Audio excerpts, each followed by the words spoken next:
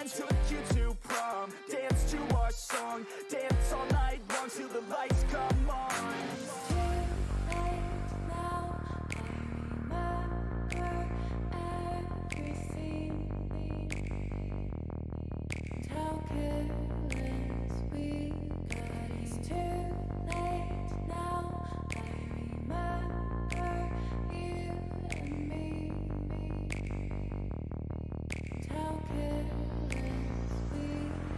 It's too late now, I remember everything, and how careless we could be, and how careless we could be, and how careless we could be.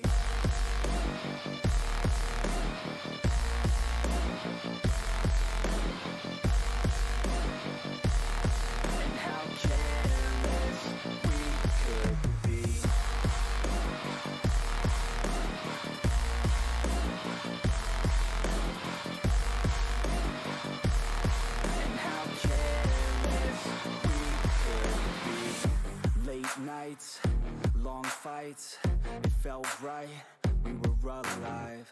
We would go out, we were so loud, we were so proud, we had no doubts. Weekends and weekdays, we'd spend our own way. We were careless, we were fearless, we were reckless, time was precious. We loved to waste time, whiskey and wine, drinking all night, asleep by your side. Finally alive, we would just drive, never arrive. Our journey was live, staying out late, testing our fate, running away. We live for today, young and so bold, never get old. Screw what we're told, we can't be controlled.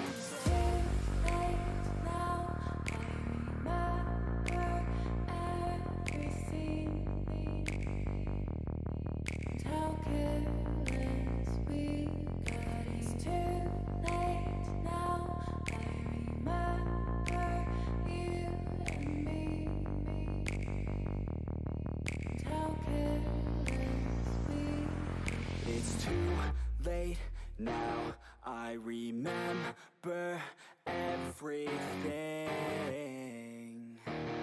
and how careless we could be, and how careless we could be, and how careless we could be.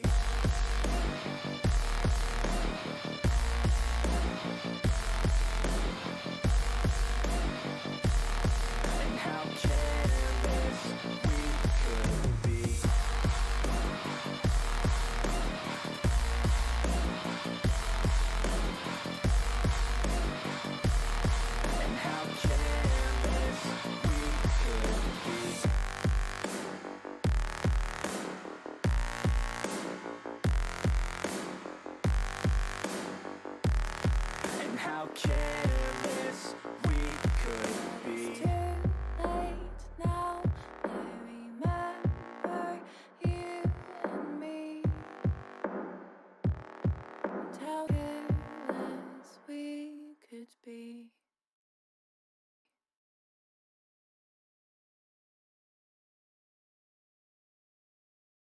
One and welcome all to week number 2 of the Open Qualifiers for the GCSL Paladins North PC Tournament.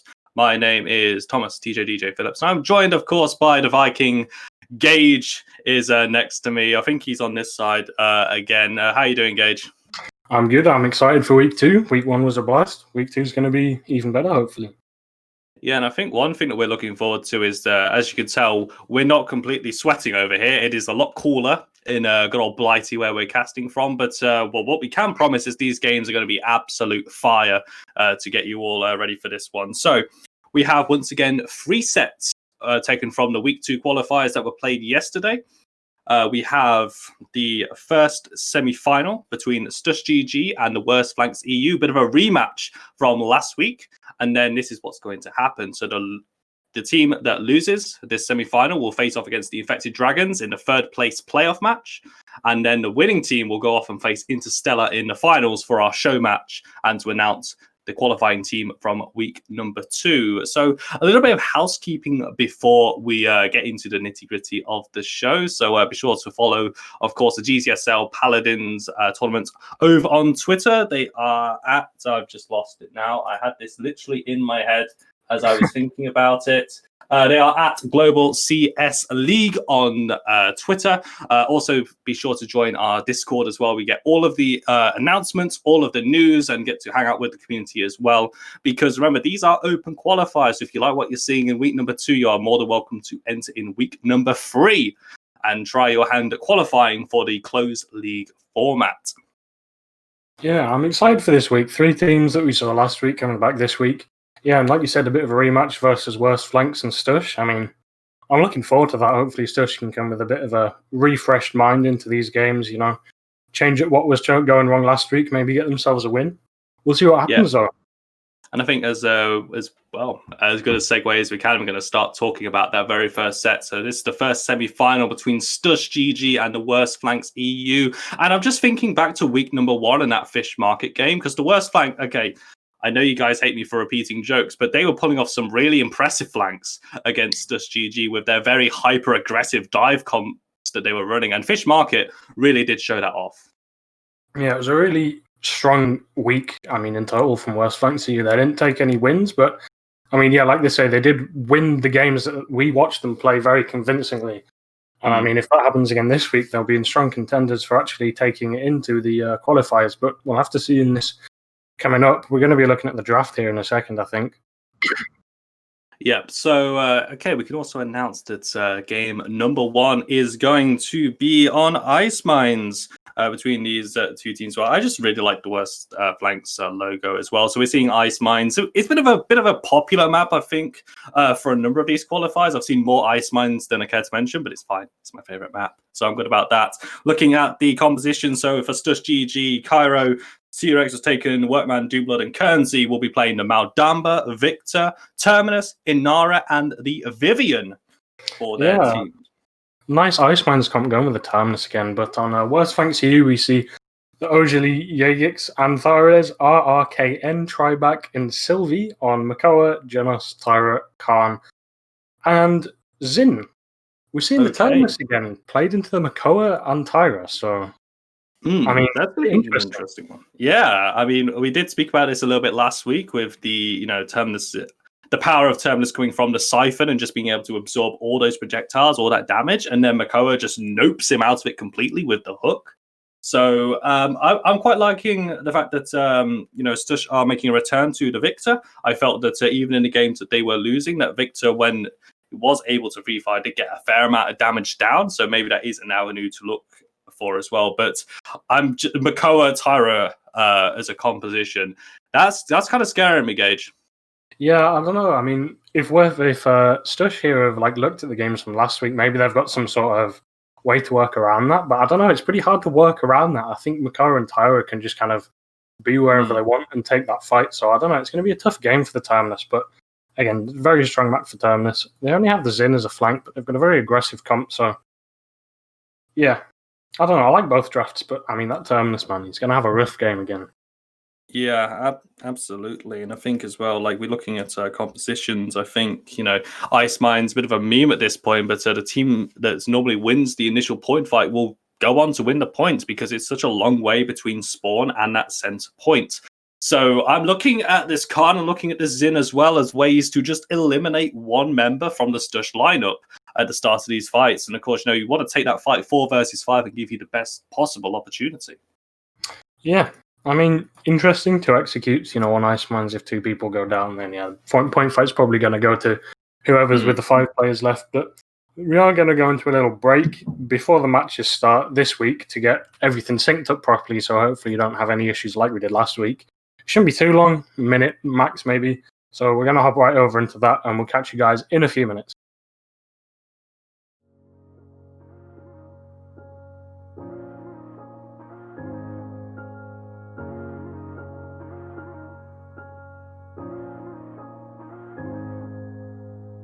We could play blank, blank, 182. Lay around the house and daydream till the afternoon. Thinking about the times that we had when this was all that we knew. When this song was still new, when this all was still new. We could play blank, blank, 182. Summertime nights that we had staring at the moon. Laughing at our own jokes, acting like they were new. We'd only watch cartoons, but love and life was our tune. Oh, that we can never go back to this. And as we grow, we'll look back and miss all it. Cause we'll leave this time, we'll leave this home, and find lives of our very own. But we can play blank, blank, 182. We can play blank, blank, 182.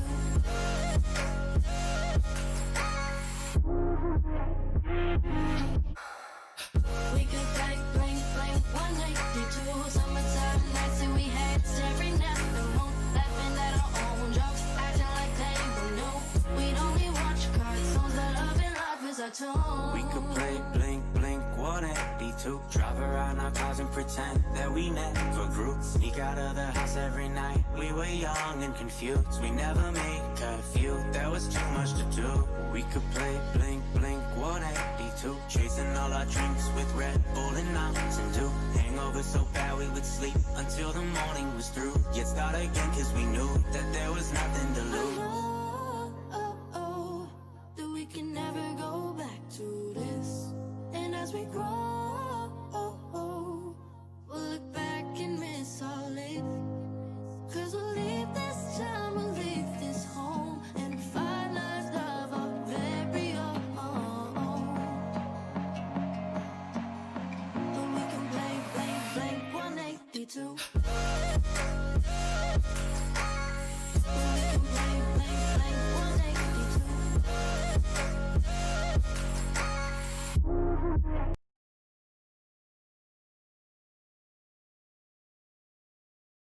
Okay, awesome. Welcome back to the first match of this week, Stush versus Worst Flanks CU. We looked at the draft a little bit before the break, and yeah, we're going right into the game now. Yeah, just want to have a little look at the talents available. So nothing really sticks out to us. I mean, Vortex Grip sticks out to me for Antares on the Khan. So, I mean, this just pick composition that the Worst Flanks have gone for here. You know, that 2-second stun could prove to be lethal if they follow up correctly on it.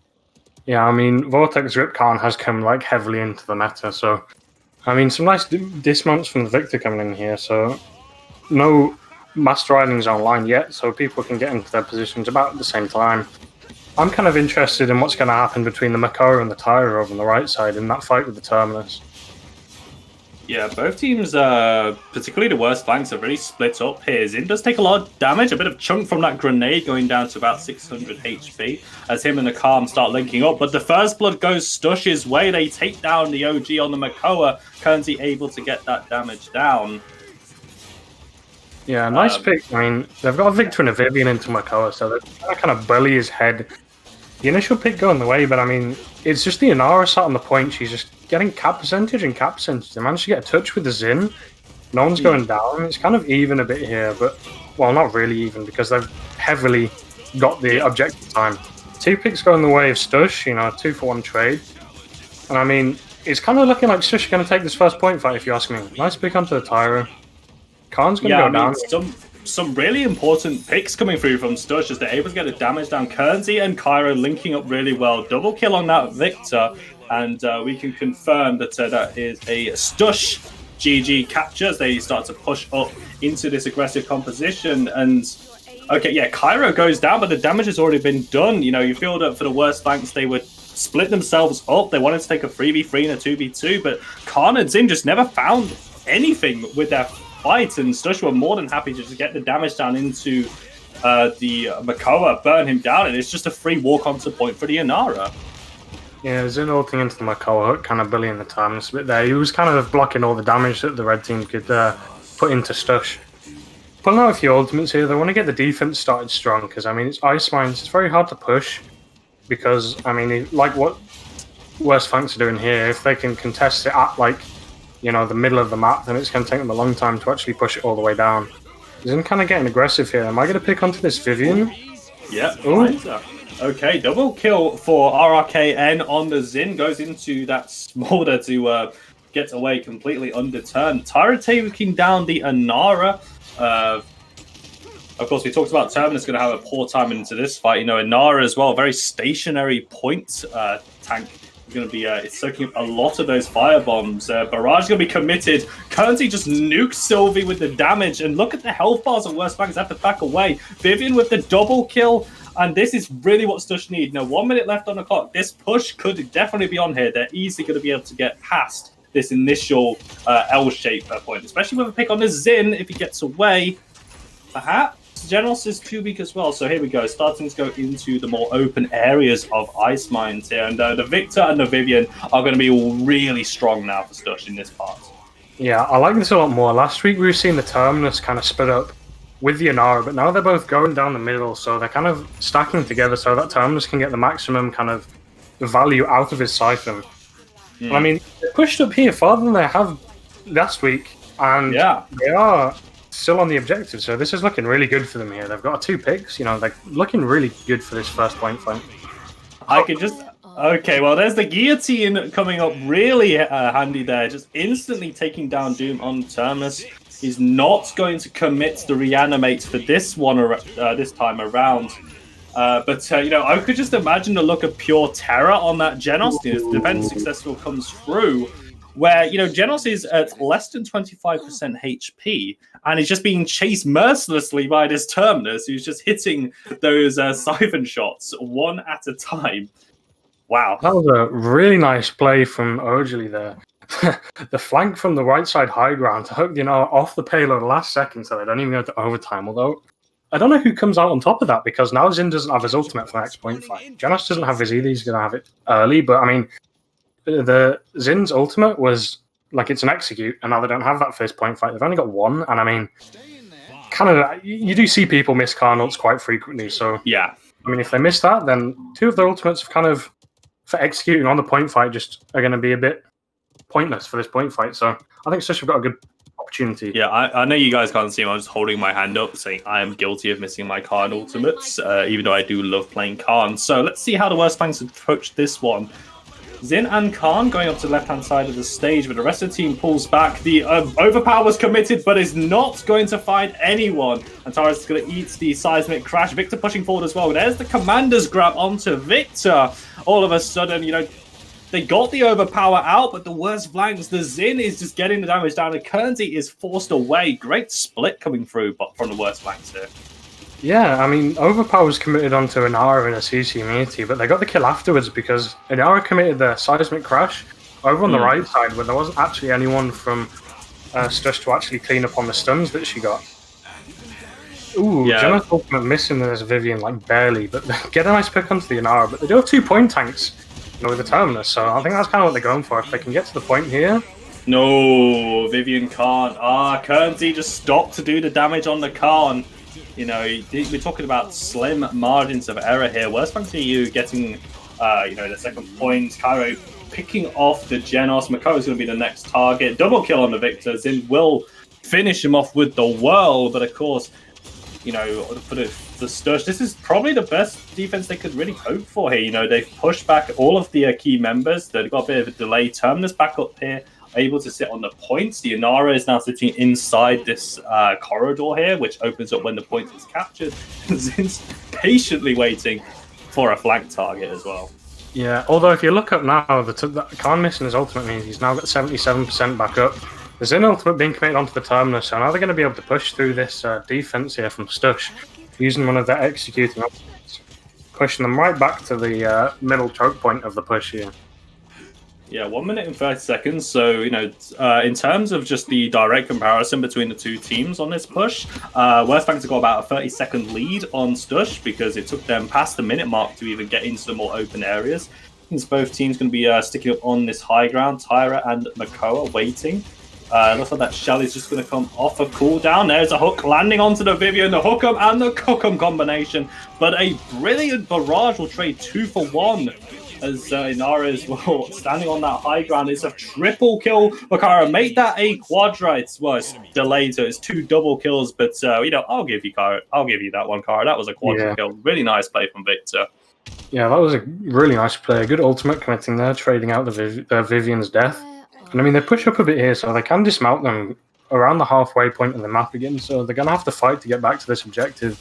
They're probably not going to be wanting to commit in this Khan ultimate or this Zin ultimate if they do get it back.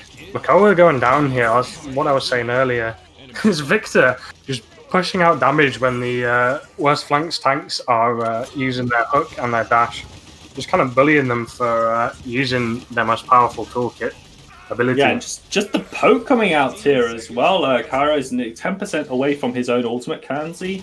Having to back off onto the high ground, going to shelter behind the ice blocks. And 8 seconds left, so it looks like there is an opportunity for one more contest by the worst flanks. The hook did go wide as well as Khan pushes forward. There's the contest coming through in our Terminus. Then this push off to go down and take the Khan, but Makoa with the cannonball takes out the Vivian. Inara really weak as well as they push onto this one. Double kill for Makoa coming through in overtime.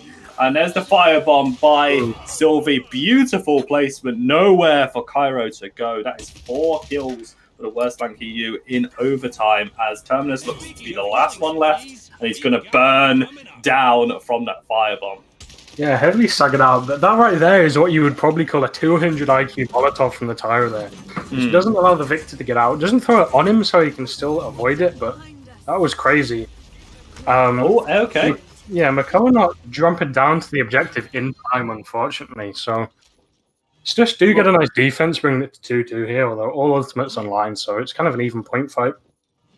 Yeah, I feel that, what's really coming down for this map is execution. The idea is there. We're just waiting for a team to better execute their game plans here. And of course, with how far that the worst flanks were able to push in that overtime, it really was a blink and you'll miss it. Like, you step off that point, you have less than, probably a second to realize, A, you're not in range of that point to contest it, and B, I need to get back onto that point to keep the overtime going. Still 2-2, and Ice Mines does what Ice Mines does best as we go into another stalemate. Yeah, and we were just looking at the items there. The master ridings on both teams are very even, so they're kind of going to get into positions they want both at the same time.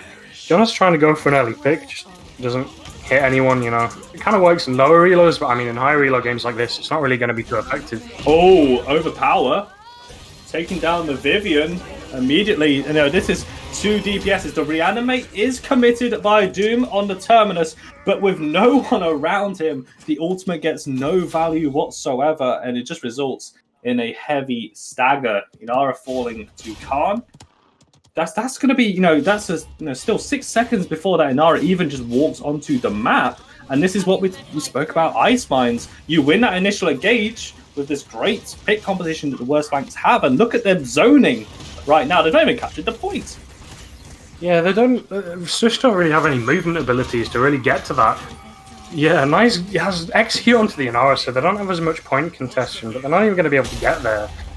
I mean, Terminus to get on this left side, I would like to see the Terminus kind of go up mid, because, I mean, maybe in this situation, it's not the most important thing, but when they're kind of trying to get back to the point fight, the Terminus always seems to go up on this left side. We even saw it last week, but I mean, Terminus is strong because of his Siphon. If he pushes it middle with the rest of his team, then it can literally block all the damage that worst flanks try and put in. So I'm not sure. Yeah, that. There's the Siphon power. Vivian will eventually go down anyway, but the Siphon completely over the top of the Vivian while the hook came through just negated all of that burst damage, and you can see that that is the power of the Terminus pick on this map.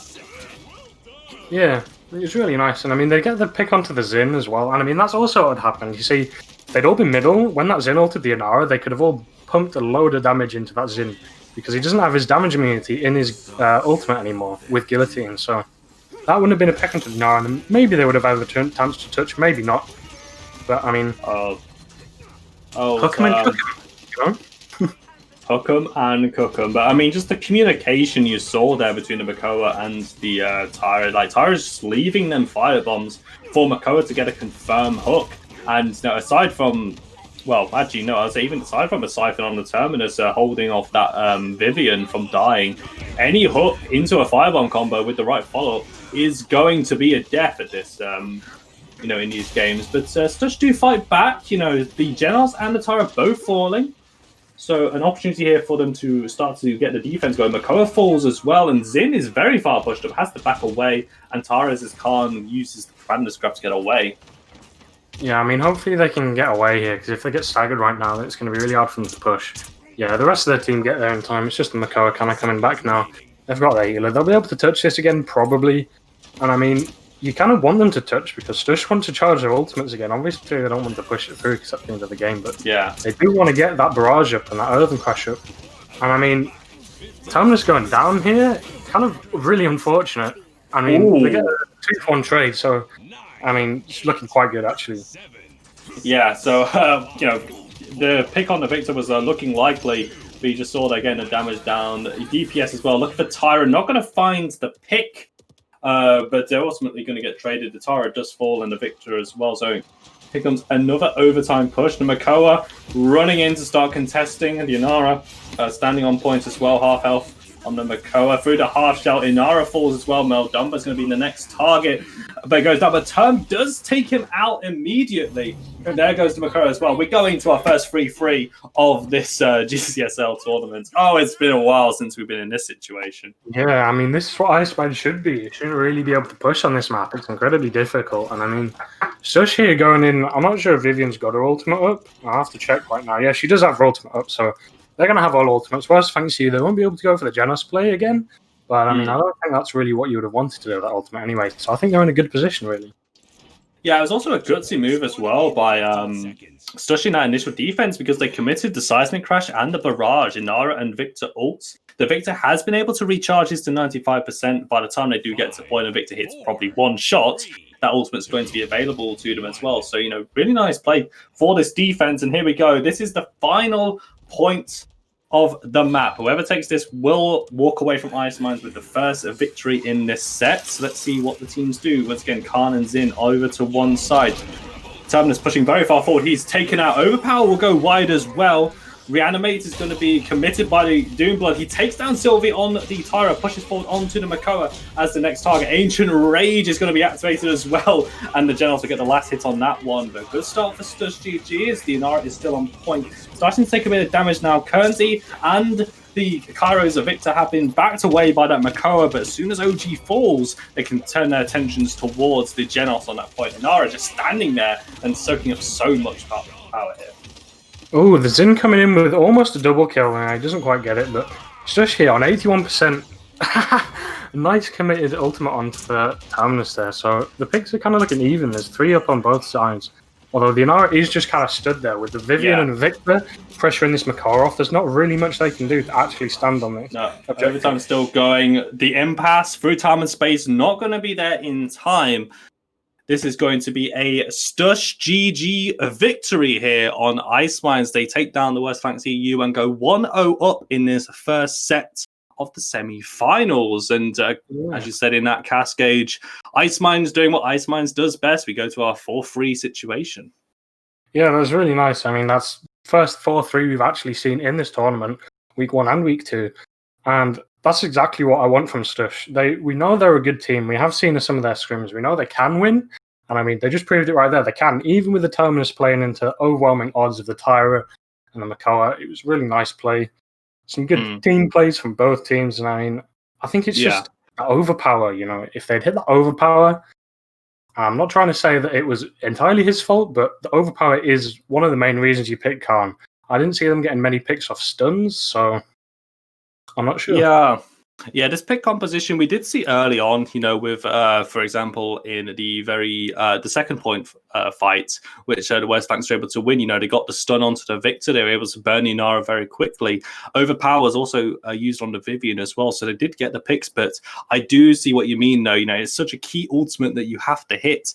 And, I think for the West Flanks, you're going to be leaving that Ice Mines map thinking, what could have been? Had that Khan overpower connected onto someone, could that have been a very different fight? But, we saw Victor, we saw Kanzi and Kyra on the Vivian as well, just able to get the damage down. And as soon as they started focusing on, the Makoa that was forcing them out, that you're taking down. You're just taking all of the Wurstbank's point pressure out there. And you saw right at the end, Makoa's coming up, but Cairo is still up. Inara still full health on that final point fight as well. You're not going to shift her off that at all. Yeah, I think the reason they went with the Victor and the Vivian there is because they deal so much damage.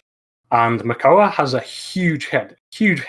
So every time Makoa threw his hook out, if the Victor and the Vivian just shot him for not even a second, he was going to go down. And I mean, you just can't contest. Makoa's not as good as he used to be because he doesn't do as much damage anymore. And now, like, Victor and Vivian are like kind of coming into the meta. They can just shoot him in the head, and he can't do anything. They do so much more damage with those headshots coming in. Yeah, I think it's unfortunate that we don't have the end game scoreboards for this game. But I did pick up there that I think Cairo on the Victor had about 18 kills. I think he was 18-4 and assists escape my mind. But you could see just the power of that Victor pick as well. Those barrages were crucial as well, taking down the mobile Tyra as well in the barrage. But yeah, well played to both teams as well, taking Ice Mines all the way to 4-3. Stush are going to be one game up as we head into game number 2's draft, where we're going to be on Stone Keep for this one. I think as we're going to have the draft coming up on your screens very quickly. So what are you looking at for these teams when we think of Stone Keep, Gage? Well, Stone Keep, I want to see the Ash. I want to see BK pick or banned. BK must be banned on this map. Thomas is also pretty good on this map, to be honest. I mean, that high ground control is pretty important on point fight. He's not the worst tank on this map, and I mean, he's coming into the meta a lot more now that Barrack's kind of gone down. I'm looking at, Blasters are really good on this map. And I mean, whichever team gets like Ash or Terminus, or, I mean, if BK's for some reason left open on this map, then whichever team gets that kind of wins the point fight on the high ground if the enemy do try to contest that. So I'm quite interested. I'm looking forward to this game. If that first game was 4-3, I'm looking forward to what they can pull out of it. Yeah, so the drafts have come through going that one. So just to confirm, so on Sanders Stush, they have the Leon, Tiberius, Maldamba, Ash, and the Inara. And going up for the Worst Banks EU, Terminus, Willow, Genos, Furia, and Androxus. Now, Androxus pick is what stands out to me. The very high risk, high reward flank, especially if he is able to get those shots and take down the Maldamba and going into that Leon as well. But this is a lot of aggression because, the Worst Banks have only really got the Terminus to really contest on that point. I'm looking at Willow, there's double support as well. Genos is going to go for the Luminary boost. This is a lot of damage increase. Luminary and the Inflames as well. That is a lot of increased damage for this team. Yeah, I mean, as soon as they pop that Fury ultimate combined with Luminary from the Genos, like you said, Willow's going to pop her ultimate. Terminus is just going to press W with increased movement speed, and they're just going to try and kind of overwhelm Stush here, I think. Although, I don't think they're going to try and contest the high ground of the point fight because, I mean, Stush have 2 tanks, so they can afford to put the Inara on point and capture, and Ash. So Ash kind of dominates high ground. Tiberius is pretty good as well. He's got some nice AoE with the right click and Leon with the presence. So yeah, I would like to see them actually go and try and contest the high ground so they can at least contest the Inara on point, try and get some picks with that Androxus with the Luminary boost early. Mm-hmm. I like both the drafts. I'm interested to see which way this game goes. Yeah, I'm particularly going to be looking, as I said, that the Androxus does stand out to me here, and I do like the fact that Stush have drafted, a backliners like the Leon and the Maldamba that do have a form of escape. They do have a way of, if the Androxus does dive onto them, they have at least an avenue to try and either A, buy time, or perhaps even CC and stun the Androxus as well. So just for the rest of the team to back up. I don't know. I feel that this Androxus pick is going to be where this game is decided. Of course, the Willow as well. Did we see Willow last week? I'm going to have a look back through my notes. We did actually, yeah. Set free Jorgen's vs Clown Fiesta. We saw the Willow coming through on Bright Marsh instead. So, not really spoken much about the Pink Fairy, have we? I mean, Willow's pretty good on Stone Keep. There's a lot of aerial, tall buildings that she can kind of dodge around to avoid the Leon and the Tiberius shots in her ultimate. So even if she is hard counted by Leon Tiberius, I think she's still going to be able to manage in her ultimate. She's, like I said, there's loads of trees, tall buildings. And yeah, I think we are going to hop into a little bit of a pause again before we go into this game, get everything sorted out.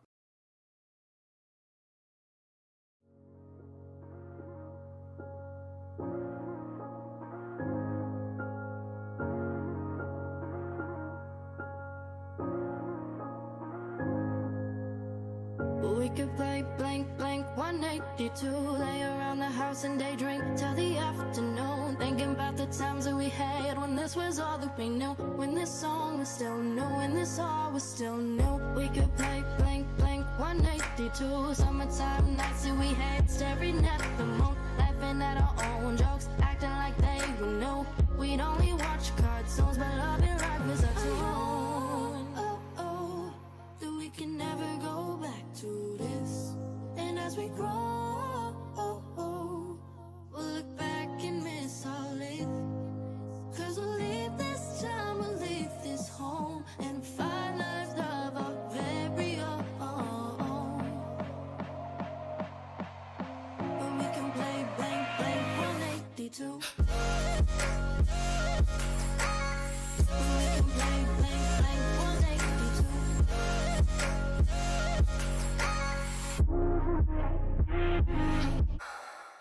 We could play blank, blank, 182. Summertime nights that we had staring at the moon. Laughing at our own jokes, acting like they were new. We'd only watch cartoons, but love and life is our tune. We could play blink, blink, 182. Drive around our cars and pretend that we never grew. Sneak out of the house every night. We were young and confused. We never made curfew. There was too much to do. We could play blink, blink, 182. Chasing all our dreams with Red Bull and Mountain Dew. Hangover so bad we would sleep until the morning was through. Yet start again cause we knew that there was nothing to lose. That we can never go back to this. And as we grow, we'll look back and miss our life. Cause we'll leave this time, we'll leave this.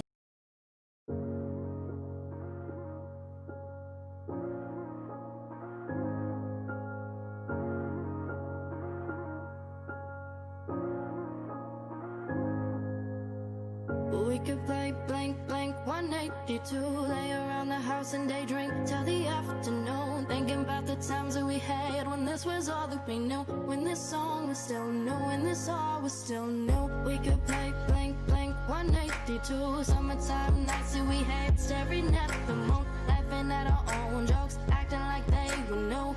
We'd only watch cartoons, but love and life is our tune. Oh, that we can never go back to this. And as we grow, we'll look back and miss our life. Cause we'll leave this time, we'll leave this home, and find life, love our very own. But we can Are we not going to go? I thought we had to go. Nope.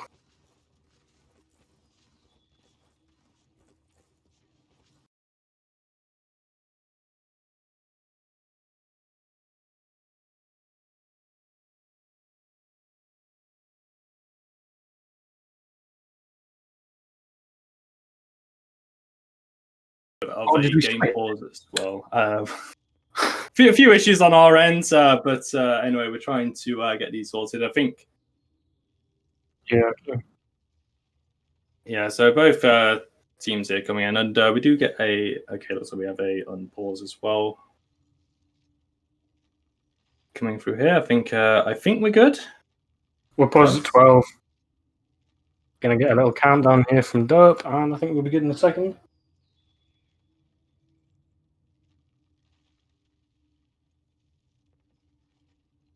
Okay. We do apologize for a few issues on our end, guys. More sinking issues than the Titanic. Yeah, a bit of a longer delay as well in between games. It looked like it took a while for players to load in as well. But so we're going to be getting this game underway as soon as everything is good and Gucci to go. Yeah.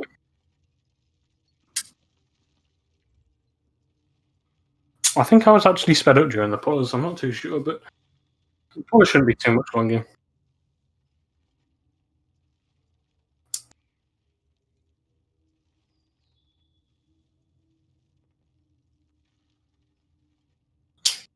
Yeah, mute desktop audio.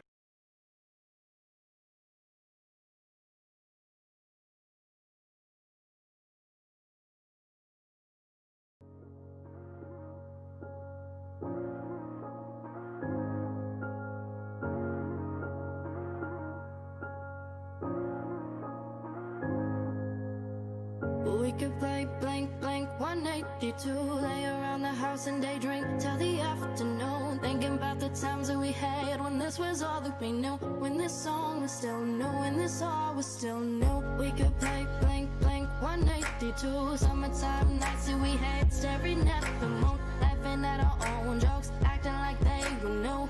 We'd only watch cartoons, but loving life is our tune. Oh, oh, that we can never go back to this.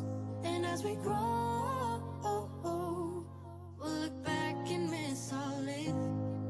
Cause we'll leave this time, we'll leave this home, and find life, love our very own.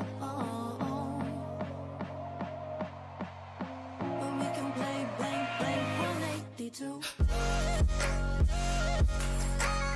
When we can play blank, blank 182.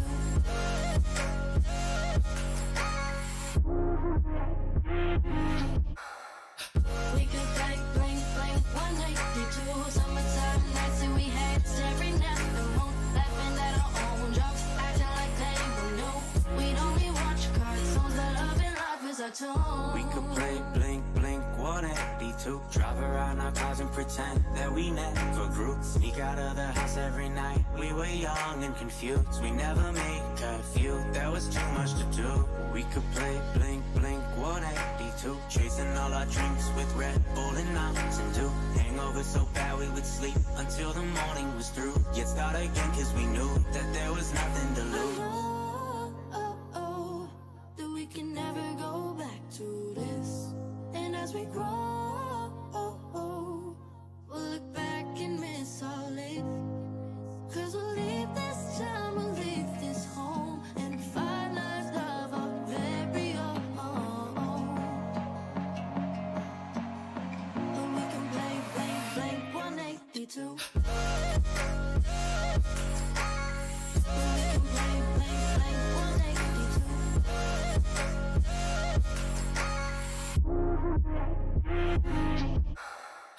We could play blank, blank 182. Summertime nights that we had staring at the moon. Laughing at our own jokes, acting like they were new. We'd only watch cartoons, but loving life was our tune.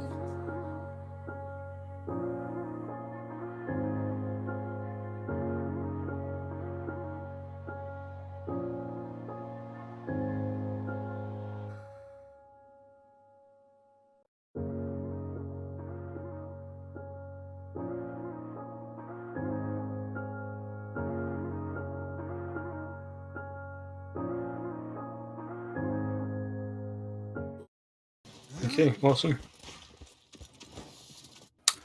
All right, ladies and gentlemen, and everyone in between, welcome back to game number 2 here on Stone Keep. Dust GG 1 game up from their victory on Ice Mines, and Stone Keep is going to be game number 2. We are aware there is going to be a pause before everyone runs out. There is that pause, so we get a little bit of a chance to talk about a few of the more intricacies here when we talk about talent gauge.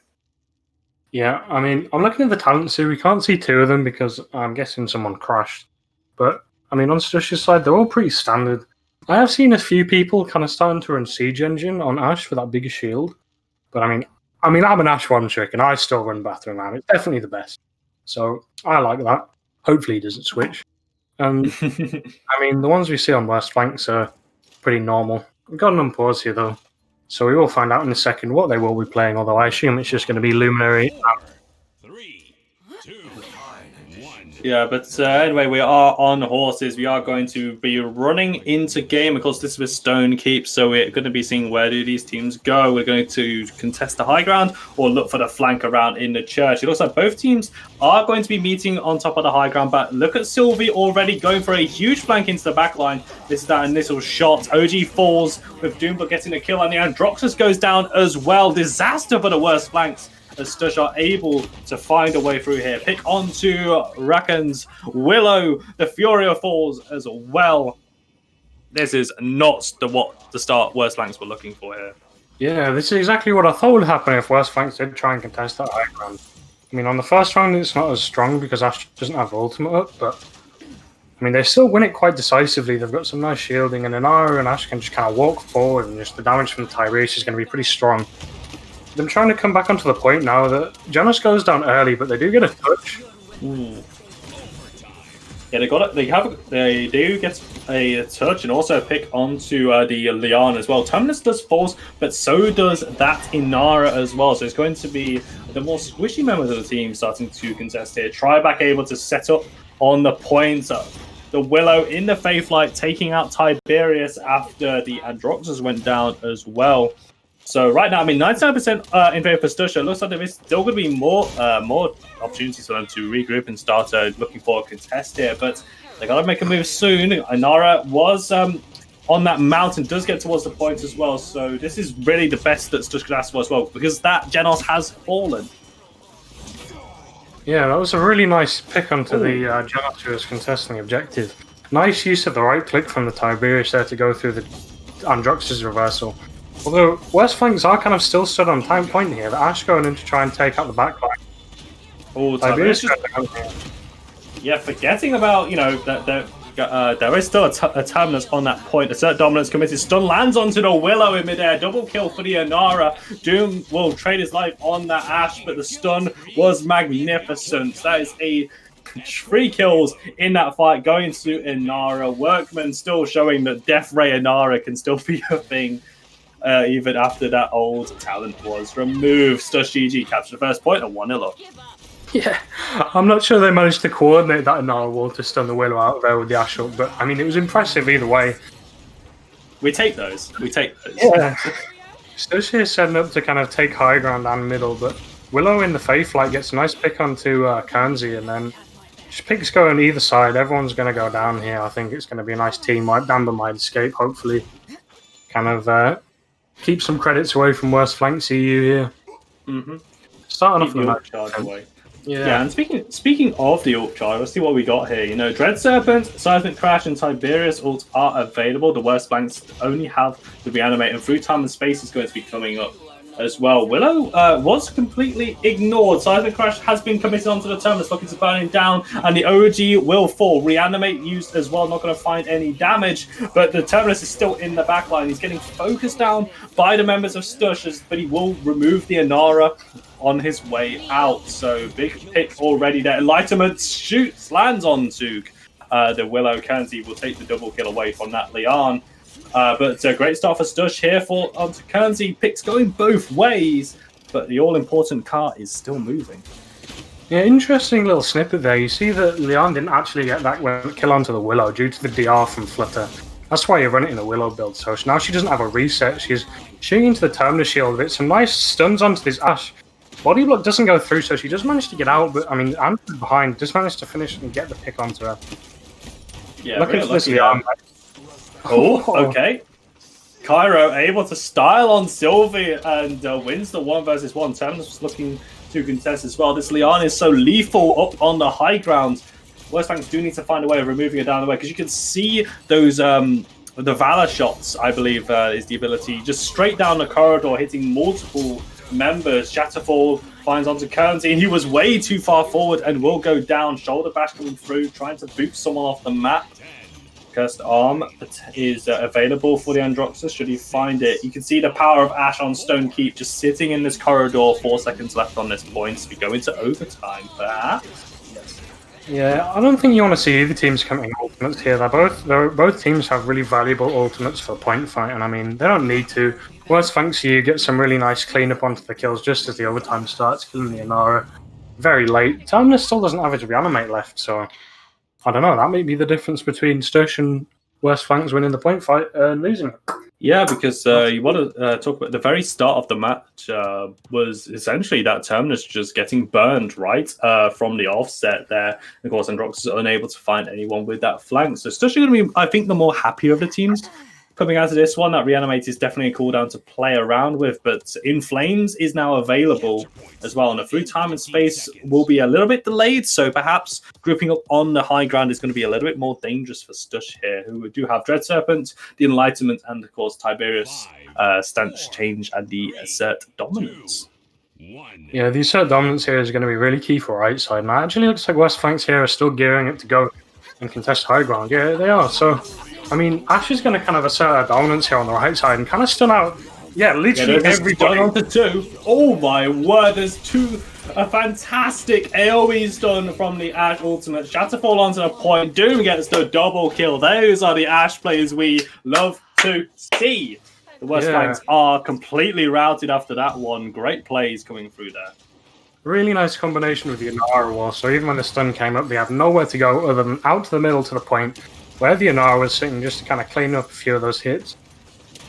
And they're trying to come back into the point fight now. They've got some of their ultimates to commit themselves, and they kind of want a piece of this back. They want to say, well, just because you've got better ultimates than us doesn't mean ours don't actually exist.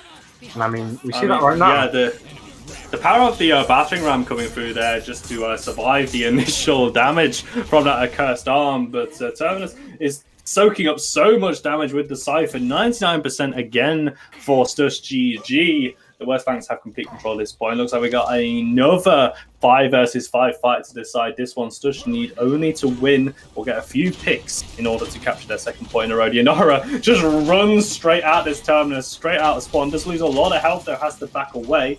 West Flanks is still capping, though, 75%, 78%. Seismic Crash is going to be committed as well. There's to be a stun on that Genos, but Genos does not fall. The Willow will instead. West Flanks get the point as Stush move on to the point. So very close between them, because it looked like if Stush got even just a smidgen of contest there, they were just going to clean up as 4 kills go their way. Yeah, I mean, I think that was a nice lift from the Genos, I think, happened. I think the Anar was lifted just before she got to the point. I'm not quite sure. We'll have to maybe find out after the game, but I'm fairly certain that's what happened. A nice pick into the Furia early, so, I mean, it's traded. The defense is kind of... Ash is really deep here, looking for some kills. His Terminus is kind of backed into a corner. He's definitely going to go.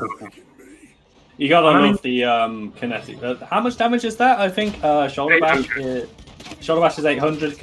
The autos do... you can actually see there. I think it's about 400 damage. Yeah.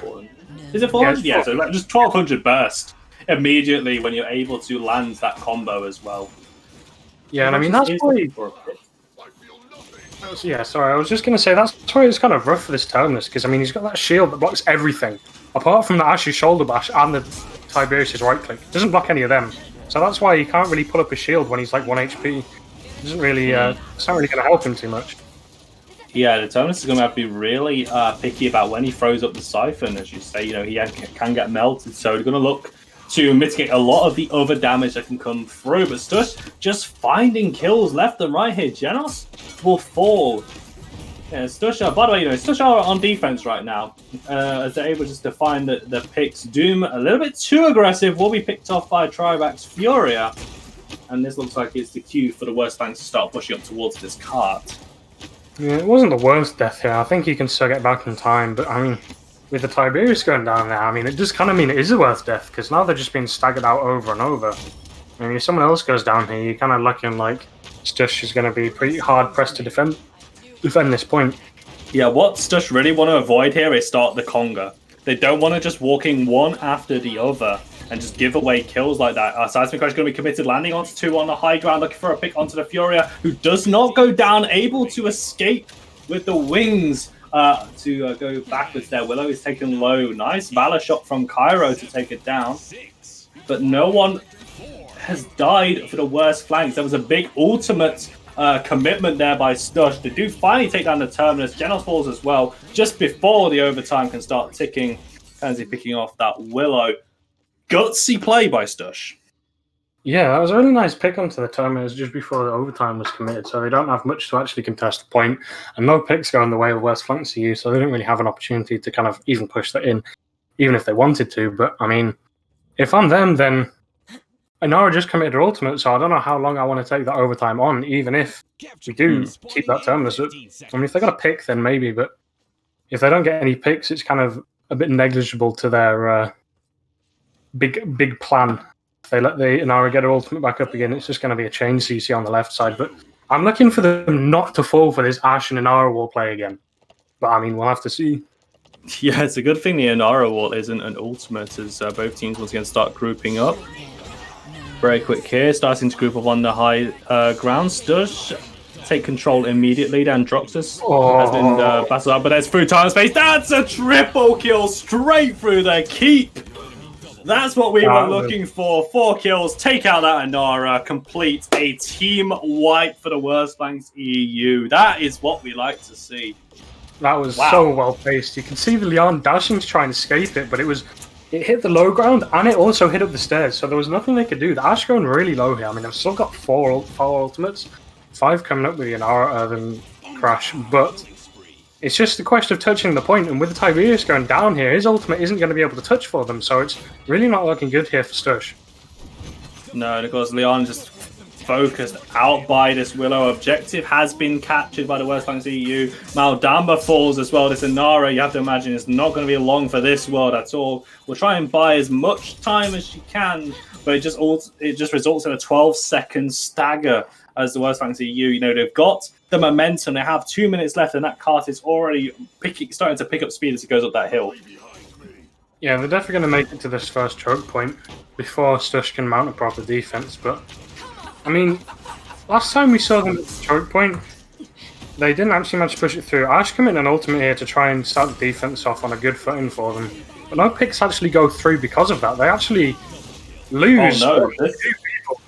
Whoa, okay, that was a disaster for Stush. They lose both Tiberius and the Ash. A cursed arm is going to be up in the ground and keeping everyone in spawn. The Worst Flanks, we talk about momentum gauge, you know, and it's just completely in favor of the Worst Flanks. Enlightenment goes wide. They do find a Genos and the Androxus, though. Oh, lifeline has been given to them. So Tiberius looks to take down the pick onto the Leon. Just as you thought that the Worst Flanks, they had the numbers advantage, they had the spawn camp, and then just Genos and Androxus die.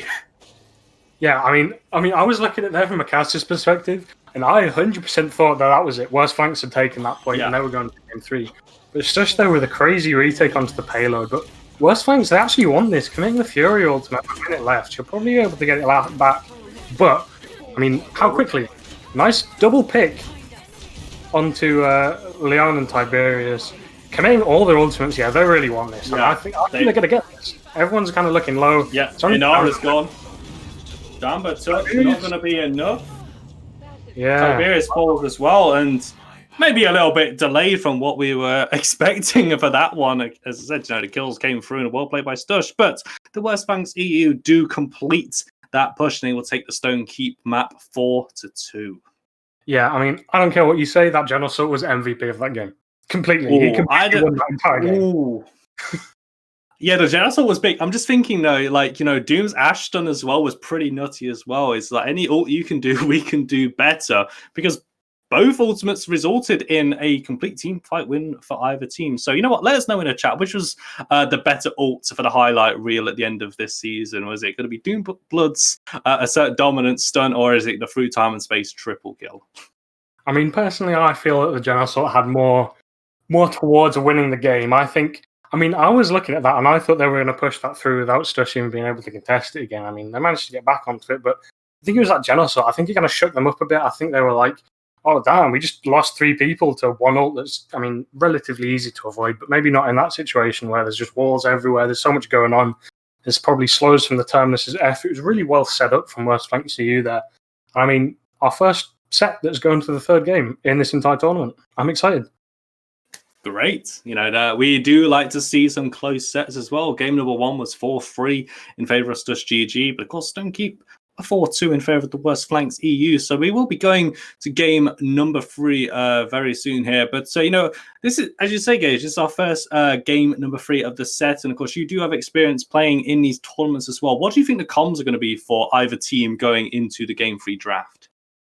I mean, I think that both teams are going to be both pretty happy. I mean, Stush, they won the first game and they're like, well, we didn't win any games last week and we won this game. We won it. I mean, it was 4-3, but Ice Mines, they won it pretty, I wouldn't say convincingly, but they did win it. Like, win it very well is what I'm trying to say. And I mean, they won that game. They're going to be, Worst Thanks to you, they're going to be like really hyped, bro. If I was on their team and Genos, my Genos on my team got that ultimate, I'd be like, okay, well, this is it. We've won. We've won everything. It was crazy. May as well just win the set right here, to be honest, you know. But of course, if only it was that easy. You know, game number 3 is going to be coming up here as we switch. We're going to be bringing up the draft for this one onto your screens momentarily. It is going to be on Bright Marsh to decide this one. And, you know, we've had a large variety of maps here. The open air of ice mines, the more tight, corridors of stone keep to throw through time and space down. But we have Bright Marsh, the more ground level comp for these teams to battle on. So Stush GG will be running the Androxus, Maldamba, Ash, Makoa, and the Vivian. Yeah, and if you give me 2 seconds, I will tell you what's on the other team. They are running the Willow with Willow. Wait, no, is that the wrong game? No, that's the correct one. No, Khan, Zin, Book, Willow, and the Genos. Yeah. Looking forward to that one. And I mean, Khan's pretty good, but I mean, as a solo tank into a Vivian, his shield's going to be down very quickly. That's going to be kind of rough for him to kind of. I mean, you can tell they want to kill people. They don't want to kind of argy-bargy. Stick around. They want to kill everyone and capture the point without thinking about fighting people on it. Yeah, and we also see as well, this is the second game in a well, we saw from the Worst Ranks EU. They do like to pair the Genos with a lot of things. We saw particular on the I'm trying to find it here on like last time. So last week, you know, of course, Genos paired with the Androxus. I mean, thinking back to last week as well, when they were taking the Genos and the Talus as well in one of their sets on, I believe that was Fish Market. So they do like to go running for that pair. I do feel that, you know, well, as we said, game number 2 was more decided by whoever got the more value out of the ultimates. But, you know, a Book on Bright Marsh, Gage. I mean, Book with the Luminary boost, he hits heads for a lot. I'm not quite sure the exact number, but it's well over 1,000. And I mean, Makoa Ash on the side of Stush, I was saying earlier about Makoa, his head is huge. Quite hard pressed to miss that with a shotgun if you're playing Book. And I mean, if they can set up some nice stuns with Khan's Commander's Grab, I'm assuming he's probably going to go stun. I mean, Buck can just delete people, especially with Willow building those stacks up on something like a Makoa. She can hit for, I think, 850 now. If she's got all the stacks built up, some people are going to die quickly with that kind of combo. Yeah, I think this game is definitely going to be promising a very explosive conclusion to this set between the two teams.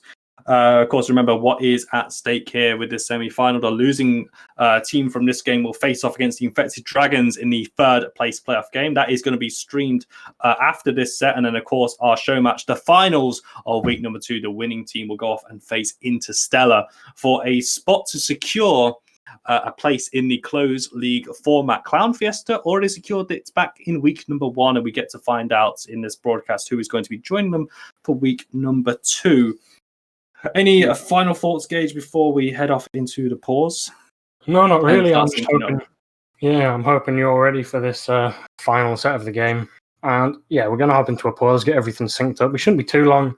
Last time again in the set. Looking forward to this. We'll catch you all in a minute.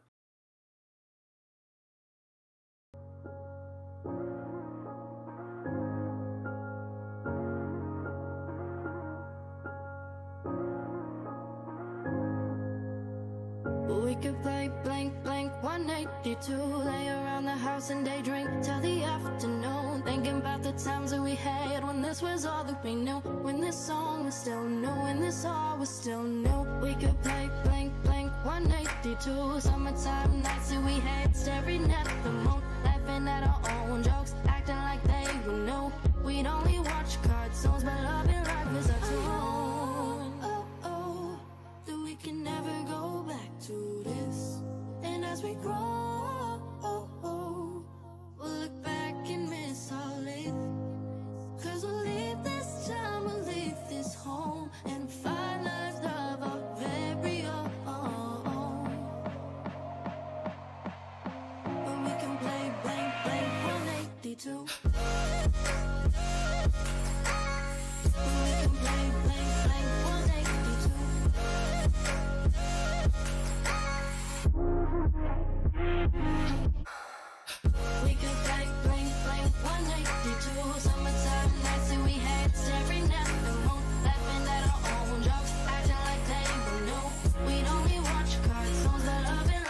our tone. We could play blink, blink, 182. Drive around our cars and pretend that we never grew. Sneak out of the house every night. We were young and confused. We never made curfew. There was too much to do. We could play blink, blink, 182. Chasing all our drinks with Red Bull and Mountain Dew. Hangover so bad we would sleep until the morning was through. Yet start again cause we knew that there was nothing to lose.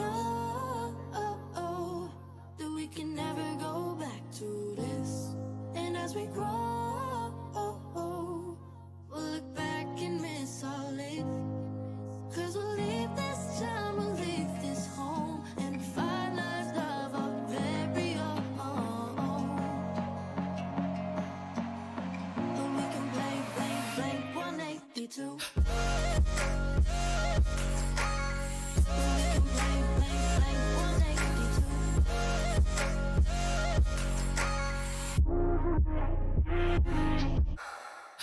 We could play blink, blink, 182. Summertime nights and we had staring at the moon, laughing at our own jokes, acting like they were new. We'd only watch cartoons, the love and life was our tune.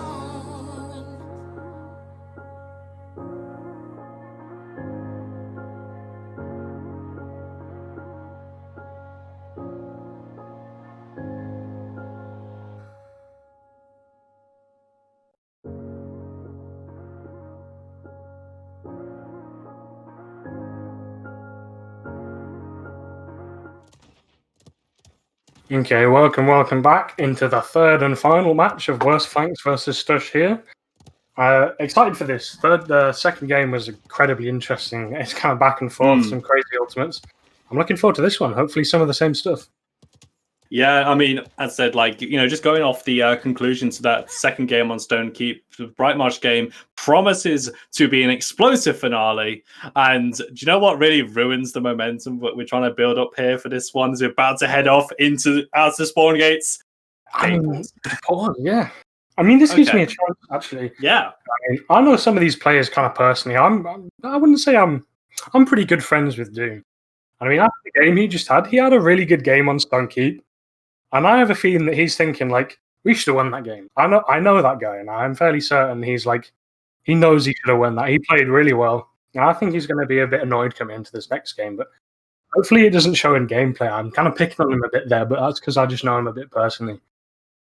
Yeah, looking forward to this. Of course, so we want to look at the talents here. So, I mean, we spoke about Ultimate. So, you've got, looking at that guillotine, and you did call it as well, the Commander's grab. I can't. Trying to struggle to remember what the talent is actually called. Vortex Grip. Thank you. I think I said it in game number 1, and it just completely slipped my mind there. But yeah, the 2-second stun for the Commander's grab. So Half Shell, Makoa, the Menning Spirits. There is the Siege Engine on that Ash as well. Yeah, that is what I said earlier in a game previously. I've been seeing a few Ashes play Siege Engine. I'm not quite too sure why that is. I'm not really up to date with the Scrim method. I haven't played Scrims for a while.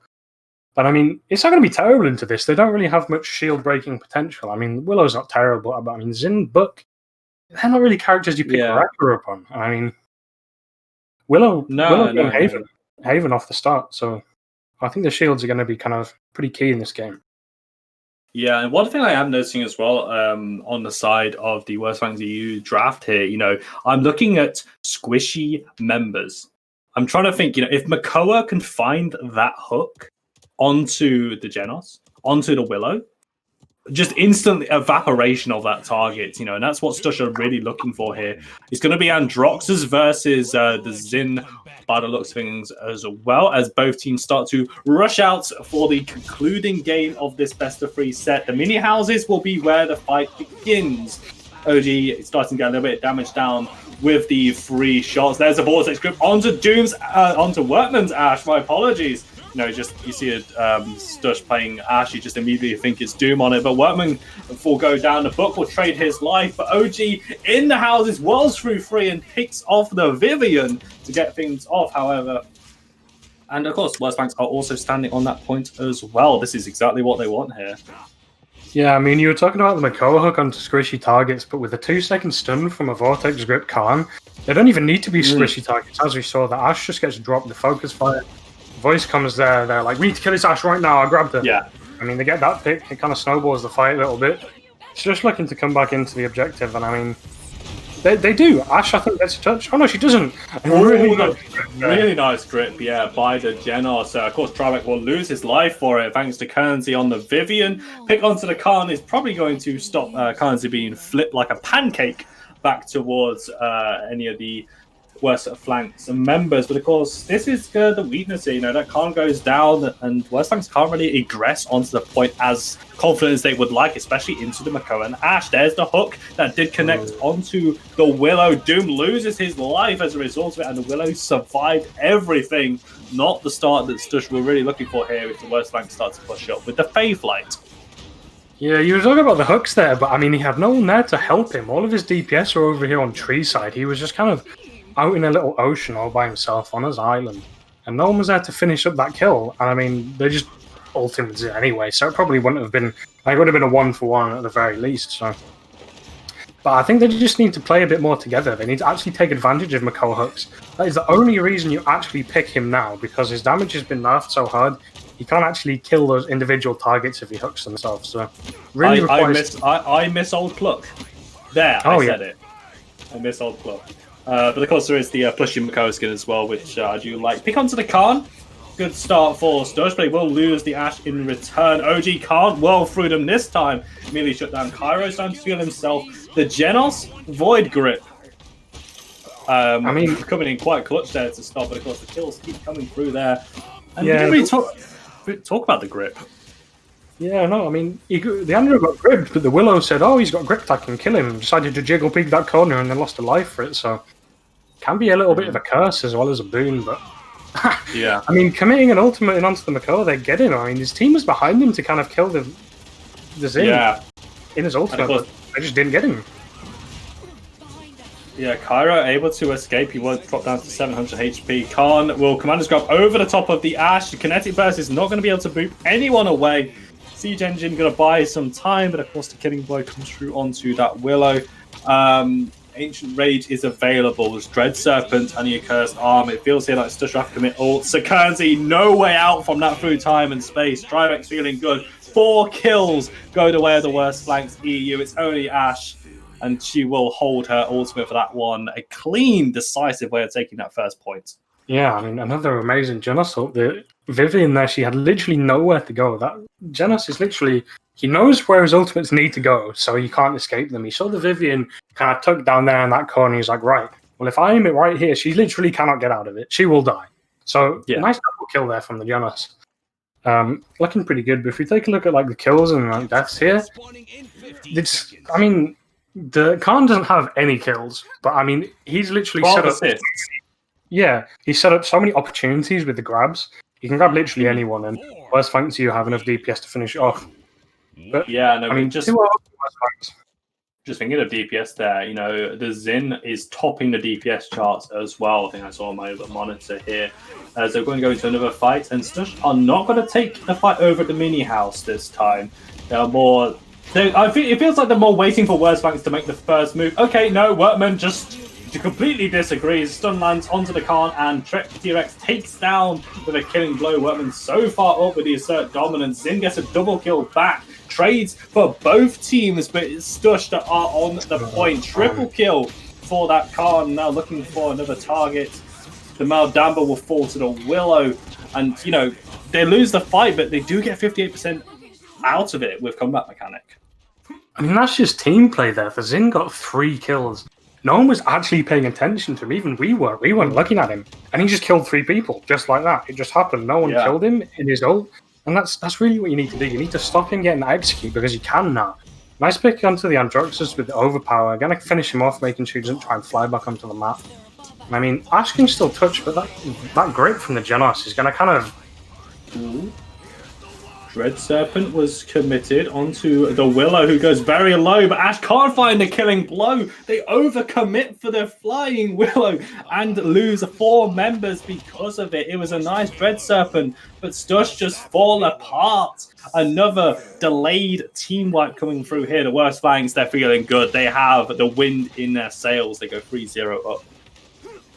Yeah, I mean, what can we really say at this point? They're kind of being pushed back into their spawn. Only the tank should really drop off at this point. Androxus can get back, but nice pick onto the Zin there. They kind of. I wouldn't recommend they get aggressive and try and push up and drop off that high ground, because if they do, then that's just going to allow the Zin and the Buck to get picks onto like their targets. And they'll drop down now. I'm not sure if I agree with it, but maybe it's the play because the payload isn't too far up. But yeah, I mean, if they don't drop down from that high ground, I know what you mean. Like they don't really have many ways of getting back up, aside from, of course, the never step through. Time and space is going to go wide there. Dom are very weak. Doom is able to keep it alive well through.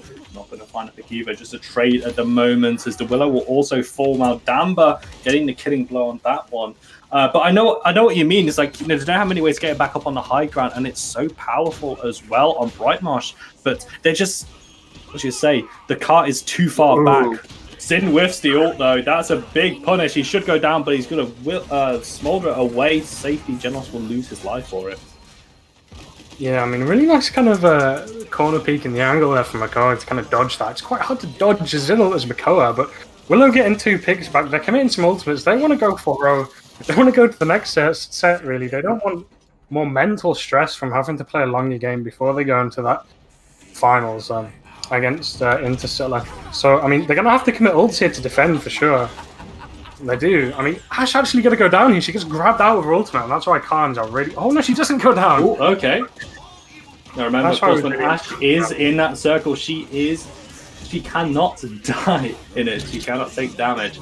But of course, with a Khan that's able to just flip her out of it, it is going to be a way. Of course, Khan into Ash is something that we see a lot of times to be able to remove someone from the assert dominance. Not really much to add to that one, folks. Worst flanks will clean up this deciding game on Brightmarsh and will advance to the grand finals. Yeah, I mean, they lost the first game. In the second game, they were like, right, we shouldn't have really lost that first game. That's what they were thinking. They were like, we shouldn't have lost that game. We've beat these guys before. We know that we can beat them.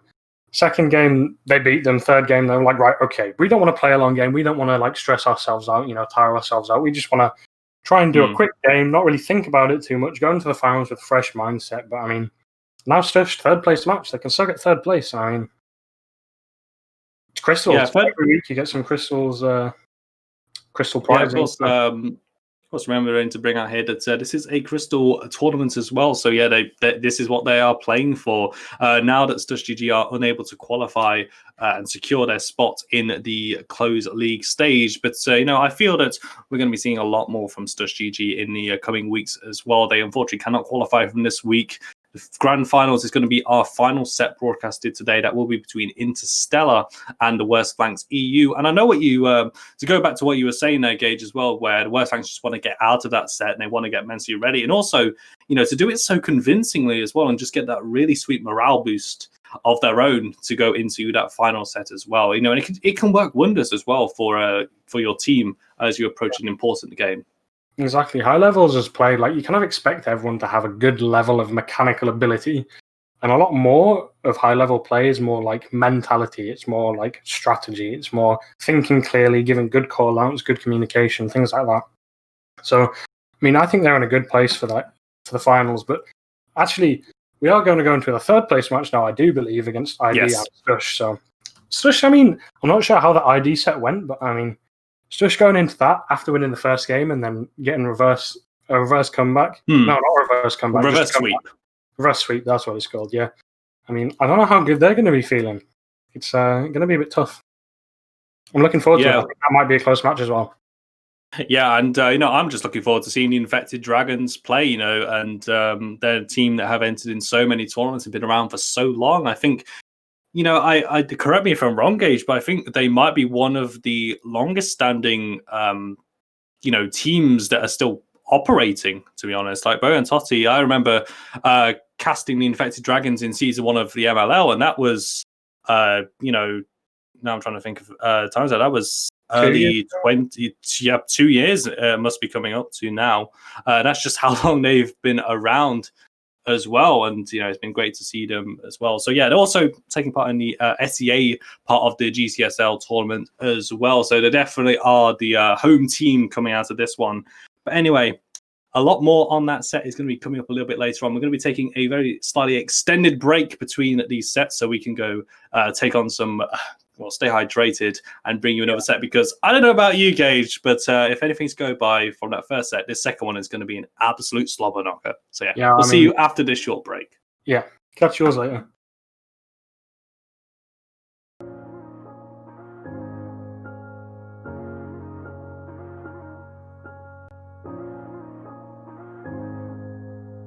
We could play blank, blank, 182. Lay around the house and daydream till the afternoon. Thinking about the times that we had when this was all that we knew. When this song was still new, when this all was still new. We could play blank, blank, 182. Summertime nights that we had, staring at the moon. Laughing at our own jokes, acting like they were new. We'd only watch cartoons, but love and life was our tune. Oh, that we can never go back to this. And as we grow, we'll look back and miss all it. Cause we'll leave this time, we'll leave this home, and find lives of our very own. But we can play blank, blank, 182.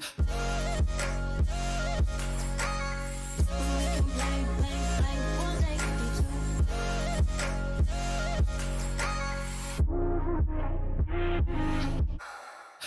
We could play blank, blank, 182. Summertime nights that we had, staring at the moon. Laughing at our own jokes, acting like they were new.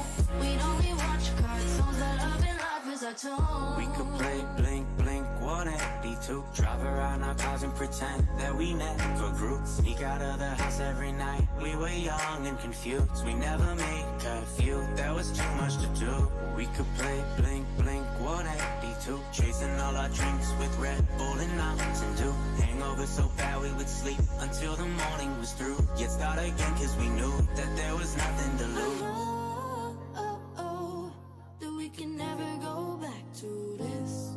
And as we grow, we'll look back and miss all it.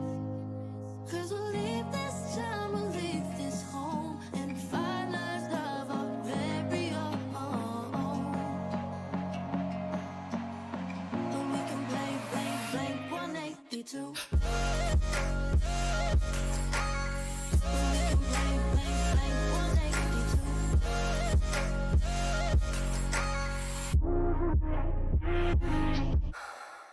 We could play blank, blank, 182. Summertime nights that we had, staring at the moon. Laughing at our own jokes, acting like they were new.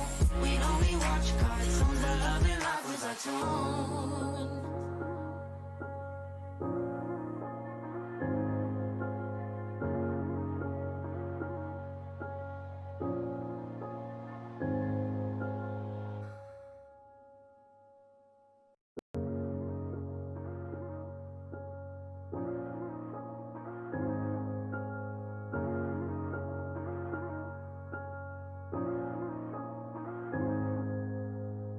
We could play blank, blank, 182. Lay around the house and daydream till the afternoon. Thinking about the times that we had when this was all that we knew. When this song was still new, when this all was still new. We could play blank, blank, 182. Summertime nights that we had, staring at the moon. Laughing at our own jokes, acting like they were new.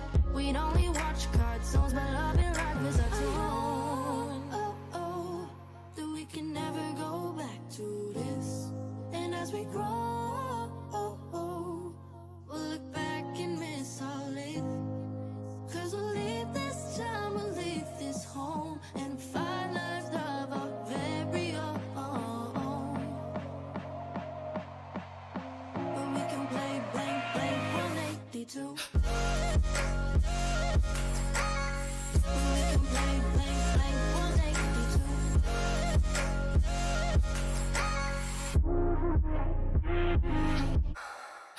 We could play blank, blank, 182. Summertime nights that we had, staring at the moon. Laughing at our own jokes, acting like they were new. We'd only watch cartoons, but love and life is our tune. We could play blink, blink, 182. to drive around our cars and pretend that we never grew. Sneak out of the house every night. We were young and confused. We never made curfew. There was too much to do. We could play blink, blink, 182. Chasing all our dreams with Red Bull and Mountain Dew. Hangover so bad we would sleep until the morning was through. Yet start again cause we knew that there was nothing to lose. That we can never go back to this. And as we grow, we'll look back and miss all it. Cause we'll leave this town, we'll leave this home, and find our love our very own. But we can play blank, blank 182.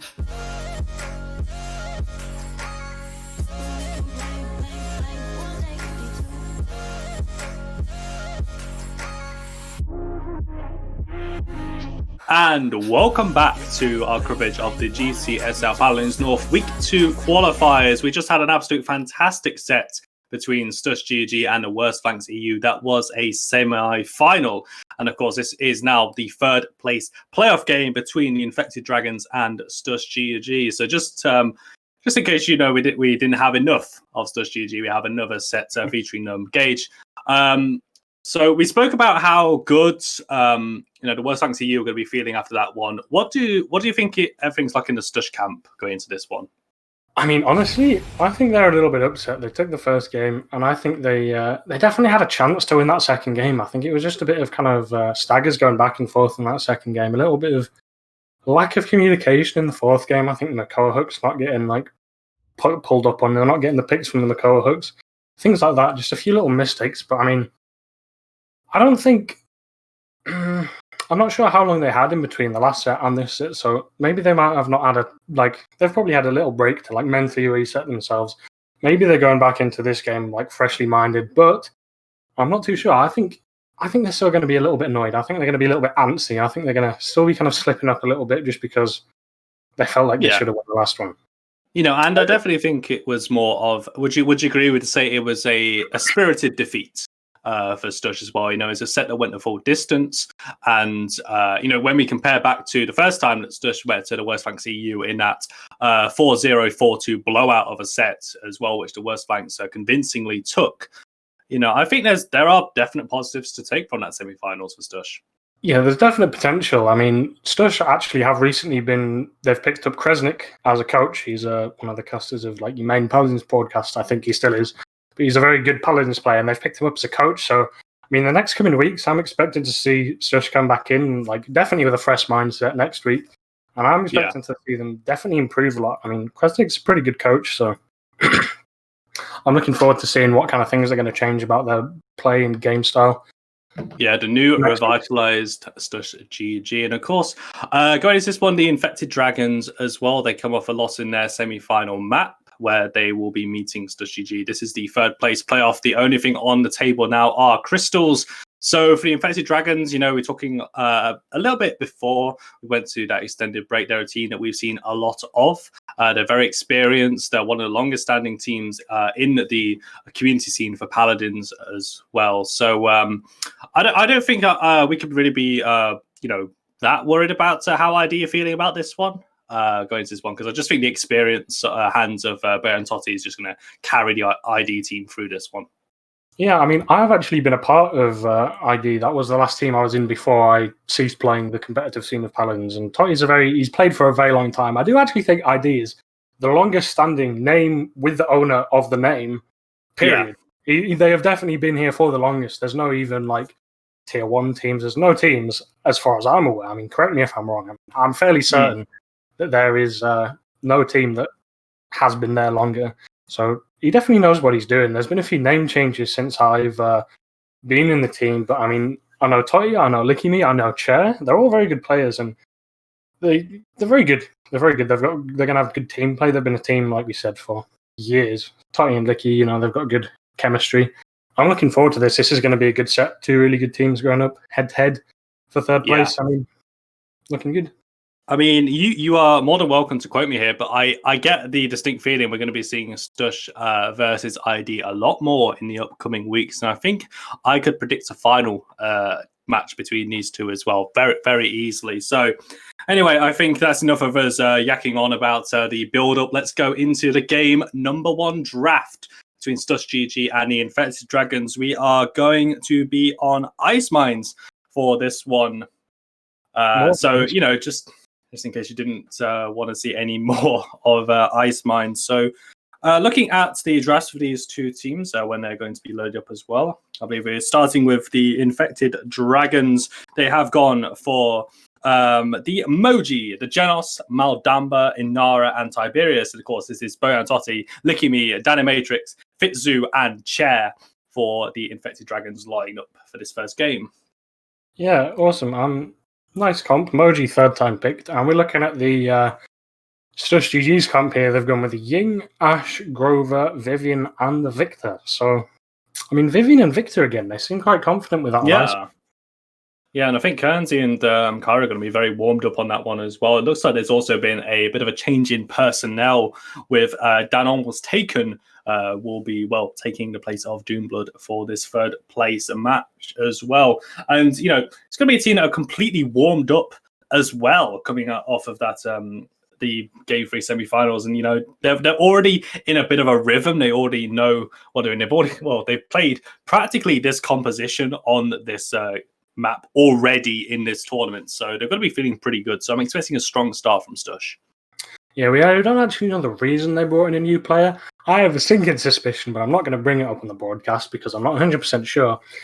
But I mean, bringing in a fresh mind, he's probably warmed up. He's probably played some, you know, shooting range, maybe casual beforehand. But that's a fresh mind, and as I was saying earlier, it's a lot more mentality in higher tier games like this. So I'm looking forward to this. I think Stush they are going to be refreshed for this game, and I think they've already won an Ice Mines today, like you said, with a comp very similar to this. And yeah, I'm looking forward to this. But do you think they're going to be prepared for the fact that they might possibly be turned into a biscuit at some point during this game? Do you think they're prepared for that? I mean, honestly, I think that's going to be the biggest upset. They're going to be having a nice argy-bargy on the point, and then someone just gets eaten, and they're going to be like, what are we going to do now? So yeah, because and we actually found out the alt name as well. It's snack time, I think. Yeah. So you know, we do our prep. So anyway, looking at the ID's comp in a bit more detail here. You know, Moji is Moji. We've seen the power that the pick has. You know, especially in the hands last week when it was picked up by Clown Fiesta in that Bright Marsh game as well. I think it was Alex playing the Moji after a bit of a shaky start. He just started racking up the kills as well on that flank pick. Yeah, a bit of a lackluster start, but I mean, Moji's so powerful in this meta. She's got so much healing. She's got so much self-sustain. And I mean, they've got an Ash shield and a Vivian shield, but other than that, Moji's going to just dish out so much damage. I'm looking forward to this. I do think we're going to hop over into a... Sorry, go on. Yeah, we're going to hop over... I'm going to say as well is that this is a double support composition as well. The Genos and the Maldamba are going to be trying to keep the Inara alive, and hopefully a bit of a Luminary boost on the Moji and Tiberius will always help out. So I believe we're going to go into a very short pause as we're going to be syncing up the game. We'll be bringing you game number 1 between Stush GG and the Infected Dragons on Ice Mines. Be right back. Awesome. Catch you in a bit.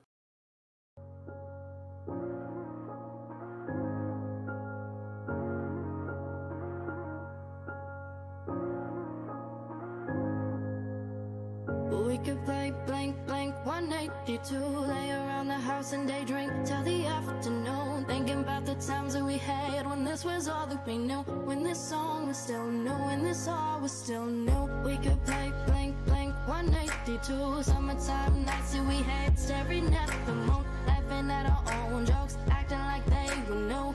We'd only watch cartoons, but love and life was our tune. Oh, that we can never go back to this. And as we grow, we'll look back and miss all it. 'Cause we'll leave this time, we'll leave this home, and find lives of our very own. But we can play blank, blank,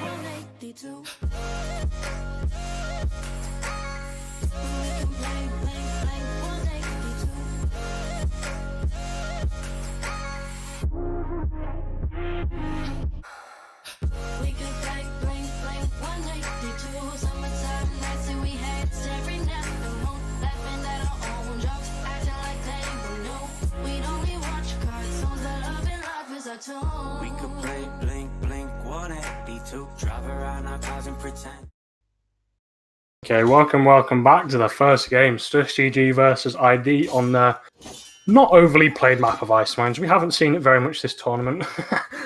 No, not so. I mean, I for one welcome our new Ice Mines Overlords. To be honest, I'm all for this map being streamed a lot more. Yeah, we'll take a look at the legendary cards a bit here going into this game. 2 double support comps from both teams. Ying with the focusing lens. Yeah. Oh, we have a game pause as well, so we actually get to relax a little, talk about these talents coming up. I feel that was that the Scamper talent as well for the Moji. Toot, that's the one. I thought it was Toot. Yeah, going to be lots of healing coming out from both teams here. And I mean, the focusing lens on the Ying, there is only Moji's magic barrier to actually stop the damage coming through and getting those 5 shots in on ID's side. She's going to be charging her ultimates up so quickly. Master Riding and Raw Boost off the bat, so she can get a few of those dismounts and get a lot of ult charge. She's going to be popping ultimates. You're going to be hearing that voice line a lot this game. Yeah. The Illusory Rift is just such a strong ultimate to have in these team fights as well. And I think it's going to have so much value as ID are just going, when the Tiberius and Emoji dive in, when that Illusory Rift goes off. I think we saw it even last week as well, just the sheer healing that can come out early on. And it's interesting to see here that ID have only gone for 2 sources of Cauterize as well from the outset here on the Moji and the Tiberius. Of course, they're the ones that are going to be diving in. They want to take 30. I think it's of course, the Cauterize numbers were changed recently. I think, is it 20%? Yeah, 25% level 1. 25, okay. Good, glad we're on the same page. Yeah, so seeing them on the champions are going to be diving into the team as well. There is a resilience coming out this here because Grover has gone for the deep roots. We do see a lot more of that, especially with this double support style of play. Both supports are able to take the more damaging talents in their kits, aside from Genos, who is going to go for that Luminary. That is why you pick the Genos. Yeah, for sure. I mean, even with a solo healer, Grover, you don't see it too much nowadays, but even if you are playing a solo heal Grover, Deep Roots is just really good. The new card he's got in his loadout that reduces the cooldown of his Q when he hits people with his right click is just really powerful. It synergizes really well with that build. And I mean, it's also going to synergize really well with the focusing lens Ying, because I mean, if the target stood still, you're going to be pretty hard pressed to miss all 5 shots to get that last hit off, and the ultimate charge is going to be raking that in. Of course, and I think another thing as well, we've got a Nimble on that Mount Damba as well. I think just being able to move around between cover as well, because the Victor and the Vivian are going to be throwing out so much damage. Game pause is over. The 3rd place match is going to begin. Of course, both teams starting to line up. Bit of a dismount attempt coming through the slats.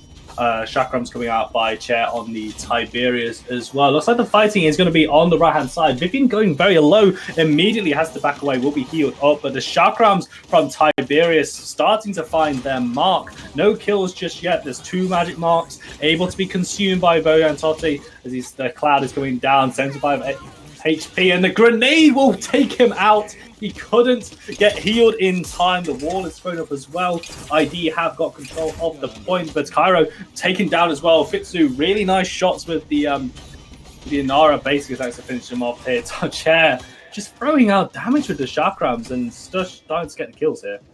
Yeah, he's got a really nice kind of position here. If he doesn't get caught out by the Victor on the way back, they are going to hunt for him. I was going to say he would have had a nice opportunity to touch, but they are going to look for him here. But that does kind of take away from the zoning that they're going to be able to do. They are dismounted here from the Ying. She does have quite a lot of range, though. So I think Stush are going to capture this objective. I don't think anyone's really in a position to touch. And that was a really nice point fight. Yeah, and I think for ID as well, they just don't really have that outside of Tiberius. We're looking at mobility as well through that Scamper. This is a capture. For Stush GG, they weren't able to get onto the point and contest it. And so Stush starting off Ice Mines as they did against the Worst Banks EU, finding the important picks. And one of them has already gone through. The Moji Falls as well as the Genos Luminary. Yeah, that was just kind of a root one for the Moji there, combined with just the relentless damage from the Vivian. Grover going down here, a little bit of a kind of a staggered pick, but they've got a Ying, so it's not really the end of the world. They're still going to be able to keep everyone topped up. Ying is incredibly good. I mean, even if it's just her illusion as early game, she can just place them down and heal people without Court being up very much. Yeah, and the Ying has already used the Illusory Rift as well. You can see 28% on the Ying. And because there's 4 ultimates available, including an Assert Dominance, it's going to land onto the Maldamba, trying to take it down. Going to be slithering away.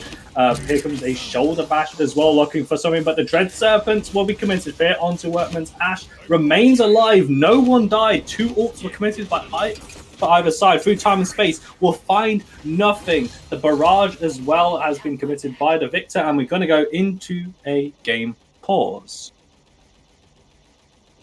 Yeah, we're not really too sure what happened in this pause. I think Bojan Totti's unfortunately crashed. But as we saw what was going on the left side with us committing our ultimates, this Vivian's just been sat on the payload and just walking it through for free. It's really close here, and if they don't kind of get onto the objective, like, quickly, then it's going to kind of be too close to even, like, do anything about it. Yeah, I mean, you're looking here, 1 minute, 17 seconds on the payload timer here, and it's already in the last stage of Ice Mines. There wasn't really an extended fight in the open ground area. It's just really nice play by Stush to be able to keep this cart moving through. As we have seen just today, it is a very difficult push to do, especially when the defense is set up. We look at ID. I'm looking at these slash lines right now. You can see possibly where the issue is. They're just not finding these picks. Chair hasn't got anything. Neither has Bojan Totti either. They do have ultimates available to them, and Chair was throwing a lot of damage with the chakras, but he just couldn't find that killing blow. Yeah, I mean, that's kind of the problem. Like you said earlier, they don't have too much mobility to actually finish up on them kills. I think they're just going for, like, overwhelming damage with Emoji. Emoji does have that unspoken mechanic of being able to B-hop when she does come out of a dash. So she can move pretty quickly, but, I mean, it's not as quick as, like, a Victor can run. Not as quickly as a Ying can teleport or a Grover can vine halfway across the map. So they're going to be hard to chase down kills. They just want to kind of kill them with a magic mark and maybe a right click from the Tiberius before they can even try and escape. Who would have known that the Biscuits transformation would be so important in terms of finding these kills here? But we're going to look at Stush as well, who have... I do like this sort of composition. I find it feels more of a... Well, outside of the double support, but we're seeing the Victor Vivian combination. We're tied in with a Grover as well. This feels very old school composition that Stush are running here, and it's quite where am I going with this? It's a lot easier composition to pilot, but it is equally as effective as well when you're able to do it as well. Yeah, they have so much more healing than I do early game. Like, they have a Grover, like, both the supports have ultimates that just dish out so much healing. They both dish out so much healing anyway, and it's gonna be hard for them to find kills. ID, they do have like Luminary, so they're not going to fall off too hard early game. Like 15% extra damage doesn't fall off. But the game doesn't pause here. Moji going down really early. 3 picks going the way of Stush, and it's just Inara and Damba here left alive. I mean, she probably... Yeah. I'm not sure how long she could stay alive here, really. Realistically. No, because Cairo was just sitting on that high ground, free firing into Inara. Got a double kill as well. Able to go 2-0 up against the Infected Dragons. And, this is where the panic starts to set in. ID need to find, just execution-wise, those killing blows. I mean, but Stush, it's such a safe composition to play. It is going to be difficult for ID. Yeah, it's a very commonly known fact that Ice Mines is a map that's very hard to push on, so that's going to be weighing down a bit on the minds of ID. They're going to be like, how did we let them push on Ice Mines of all maps? They're going to be thinking about that a little bit. But on the bright side, they do have some ultimates up. They've got an execute on the Moji. They've got good mobility to try and touch the objective back from the Tiberius. And a nice kind of shutdown for the mobility we were talking about that Stush have on the Inara's Earthen Crash. So they've definitely got some good opportunities to set some kills up here. It's just if they can execute it well. It is a to-be-seen grenade already thrown out by Chiron the Victor. Here comes the Earthen Crash, going to find a son of 2 people. Instant whirlwind in response to keep everyone topped up with HP. No one's gone down, but the Ash falls to Moji, who got the kill. She ate the Ash. We actually saw it. It's great. ID able to actually push forward with this newfound confidence as Stush have to completely run away. Grover on the high ground, Ying running away as well. This is just ID. Combat mechanic is so good for them right now. ID take the point. Yeah, okay, this is what we talked about at the start. Moji eats someone, Stush are like, oh, damn, bro, we need to run. They just had to run straight back up to their spawn. The comeback mechanic, as you said, 4% a tick. ID just caps the objective with the Inara sat on it a little bit.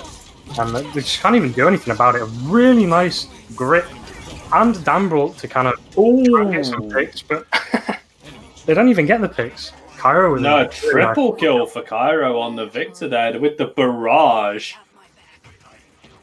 Okay, this game is, just...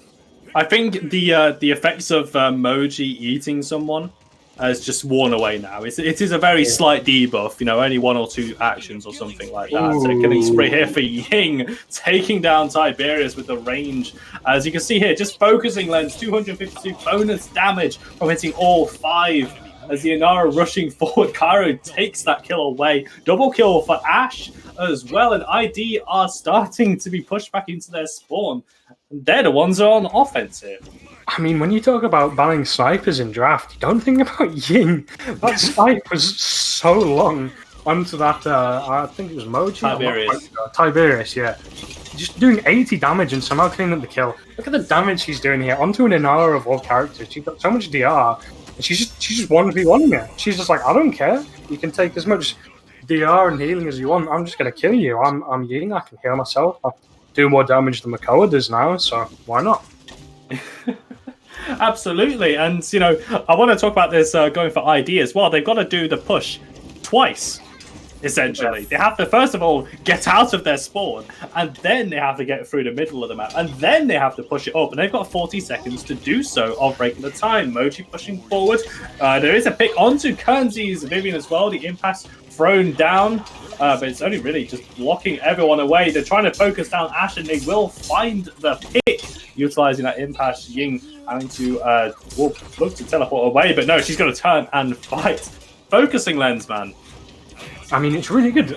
She should be throwing out way more ultimates, man. If she had thrown an ultimate out when she killed Tiberius earlier, she would have probably had it back already. It's that crazy with Morale Boost 2 online.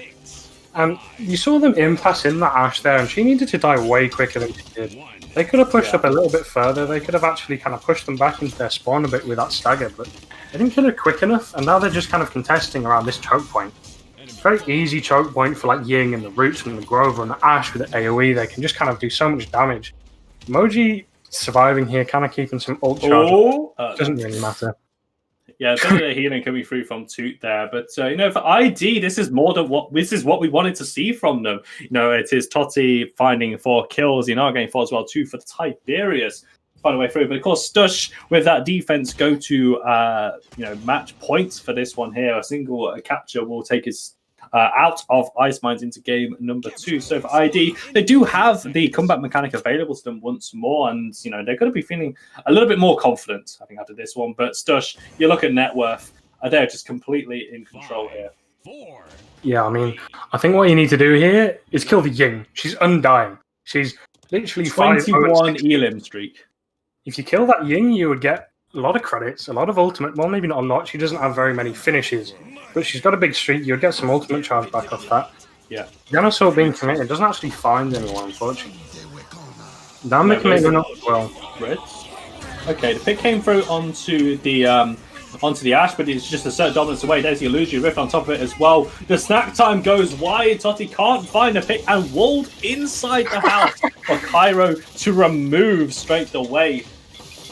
Stush are in control here. Danon adding to his 22 elimination streak, now 23 here. 6-0 and 17 on the Ying. Grover just setting up on the point fights here. This is Stush start the zone. You have to feel this is going to be Curtains for ID here. Yeah, it looks like it. Again.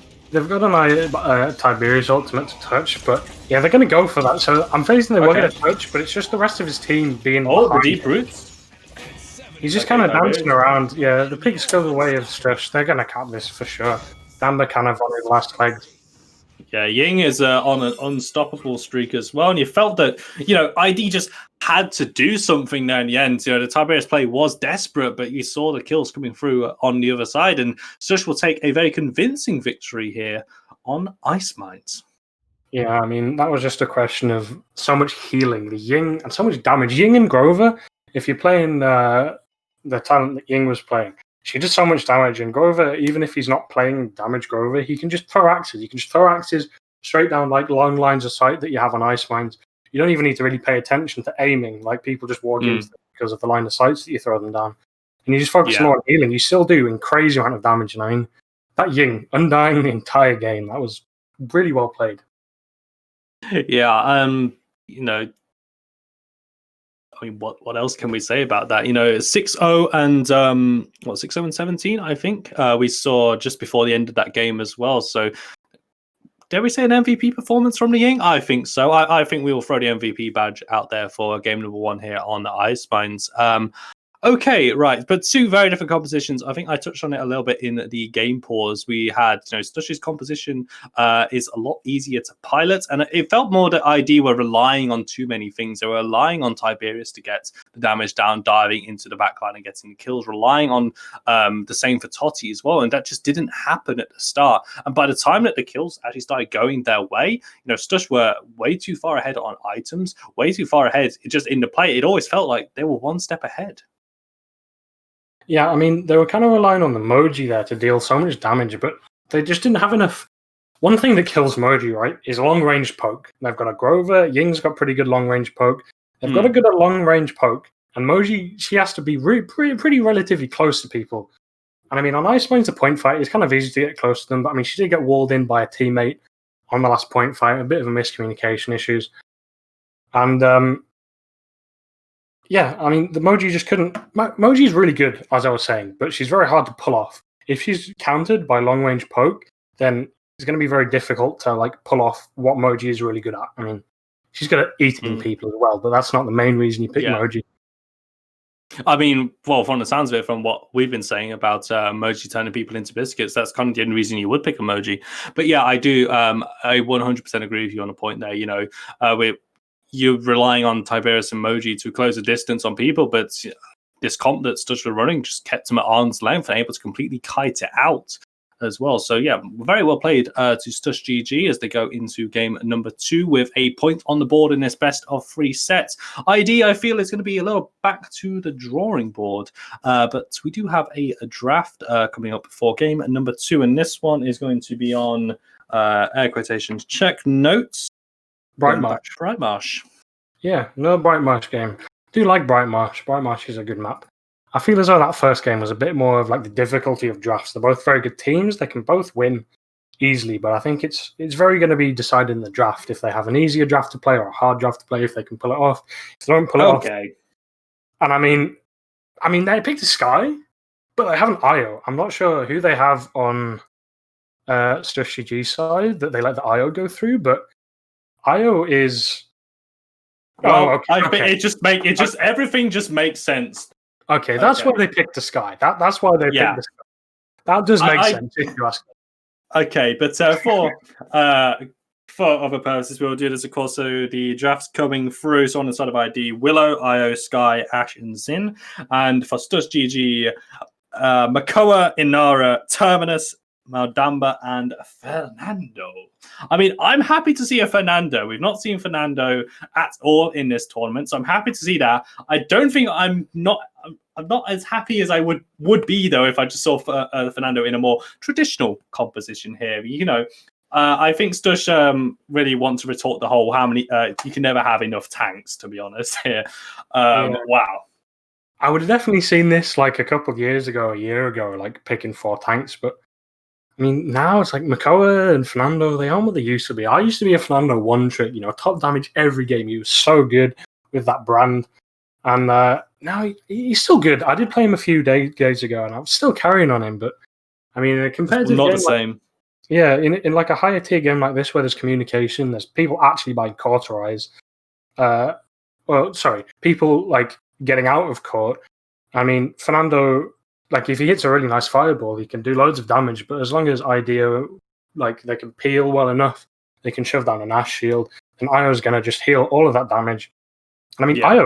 Io's something we haven't actually seen yet. I don't think Io has been banned like every game because she's really good. Yeah, a very high ban presence in the draft as well. And of course, we know the strength of Io from the DR that she's able to just hand out with her heals. Luna able to just sit on that point and just really capture as well, which enables Io to actually push up and help out with her teammates. She can do a fair amount of her damage herself. Probably not as much as a focusing lens Ying, but you'll take those. And all I'm going to say here is percentage based damage. This guy is going to have a field day. Xin is going to have a field day. Bright Marsh is not a game. This is a field trip. I mean, you say that, the Infected Dragons. but it kind of relies on the Xin charging his ultimate faster than Fernando, which he probably will. But Fernando is going to kind of cuck a lot of the Xin ultimates with a Fernando ult.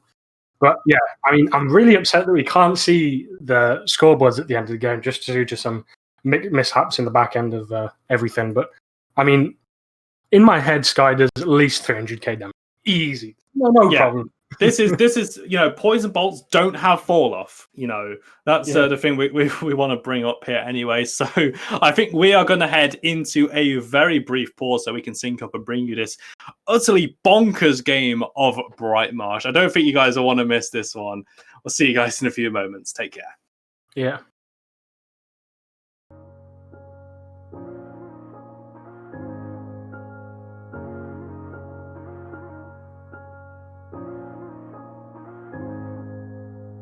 We could play blank, blank, 182. Lay around the house and daydream till the afternoon. Thinking about the times that we had when this was all that we knew. When this song was still new, when this all was still new. We could play blank, blank, 182. Summertime nights that we had, staring at the moon. Laughing at our own jokes, acting like they were new. We'd only watch cartoons, but love and life was our tune. Oh, that we can never go back to this. And as we grow, we'll look back and miss all it. Cause we'll leave this time, we'll leave this home, and find lives of our very own. But we can play blank, blank, 182. But we can play blank, blank, 182.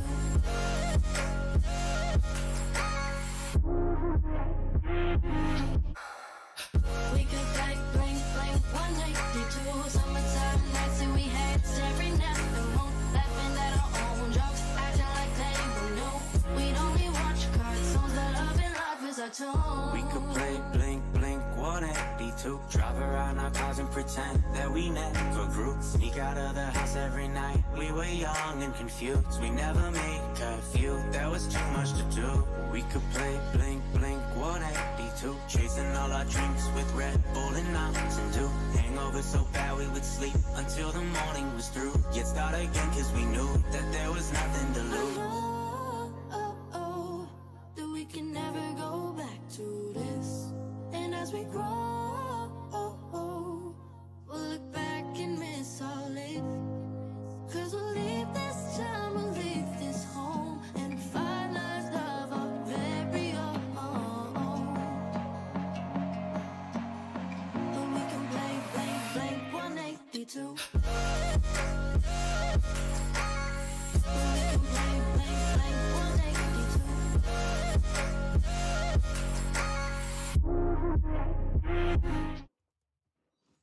Okay, welcome back. Second game here. Very interesting one, as you saw the draft before the little break we just did.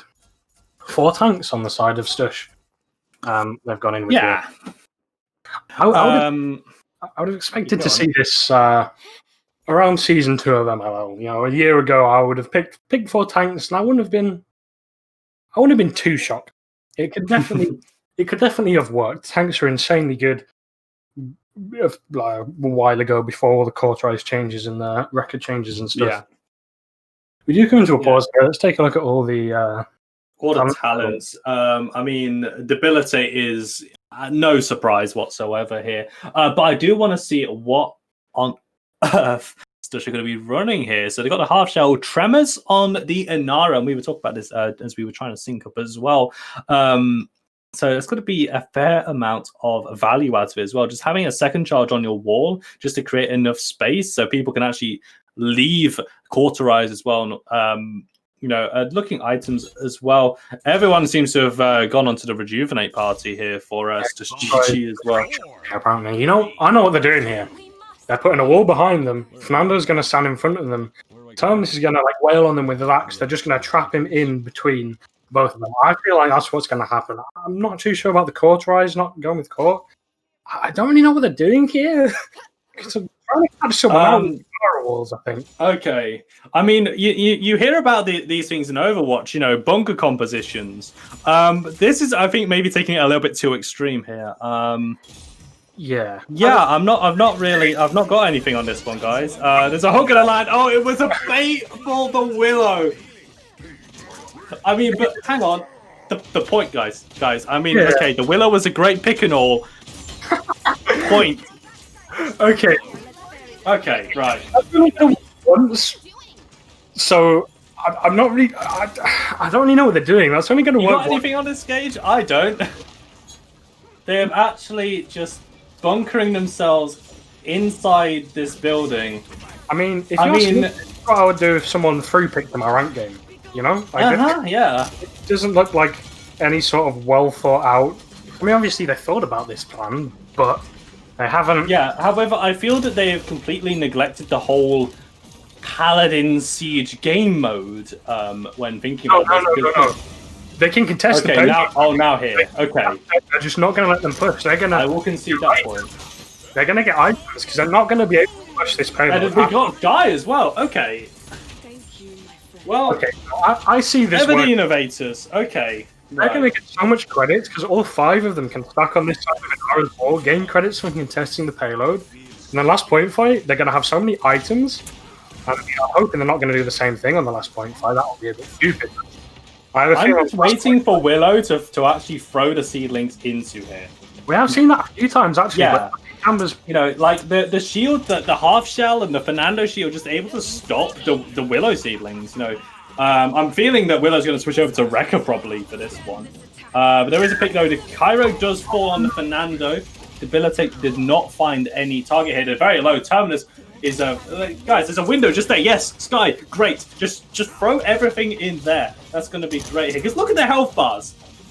Look at this. They're all back up now.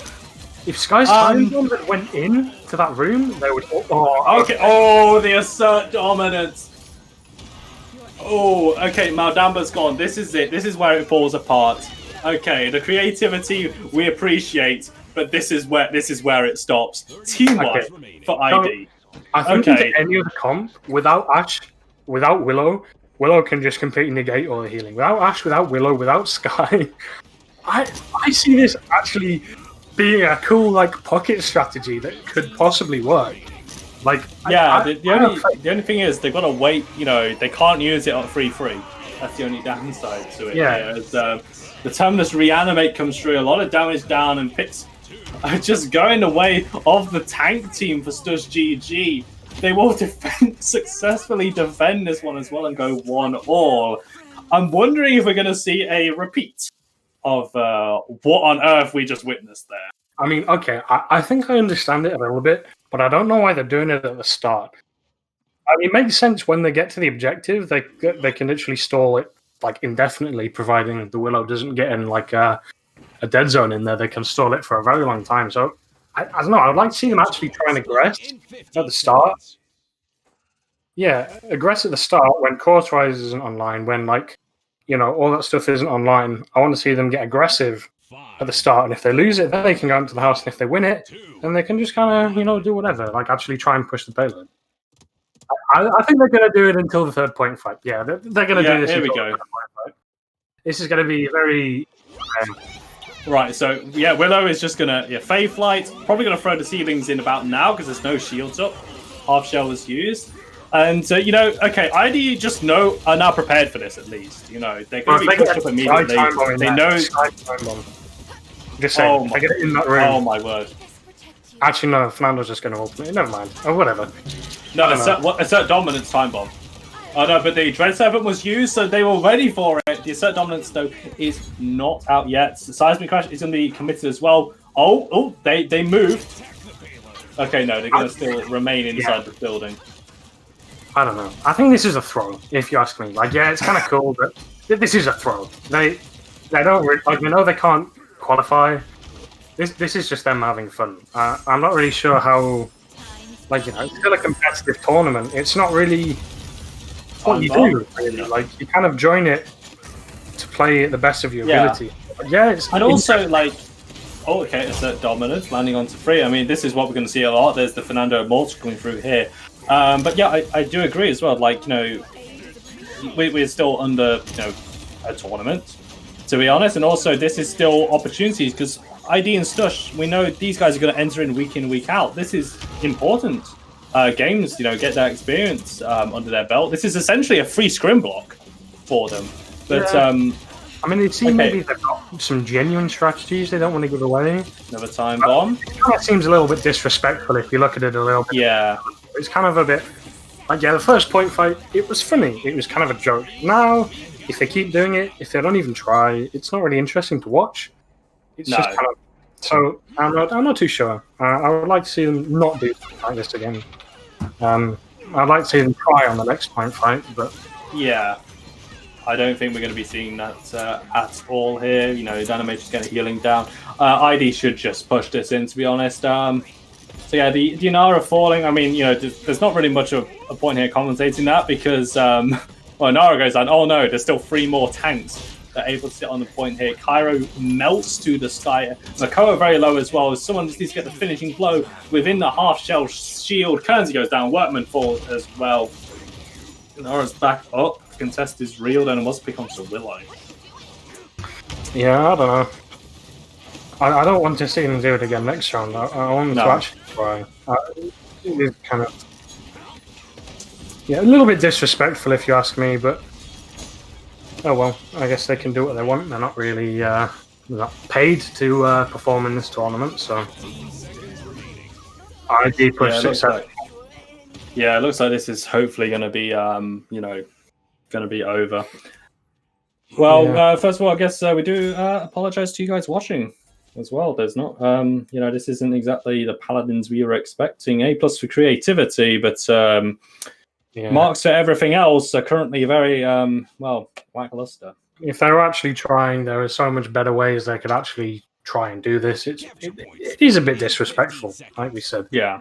I would like to see them actually try and play. It would be a lot more interesting. It's kind of a, I mean, the throwaway game. I mean, if they do it again the next game, then I think we just skip, move on to the next game. To be honest, you know, there's much better games we could be casting right now.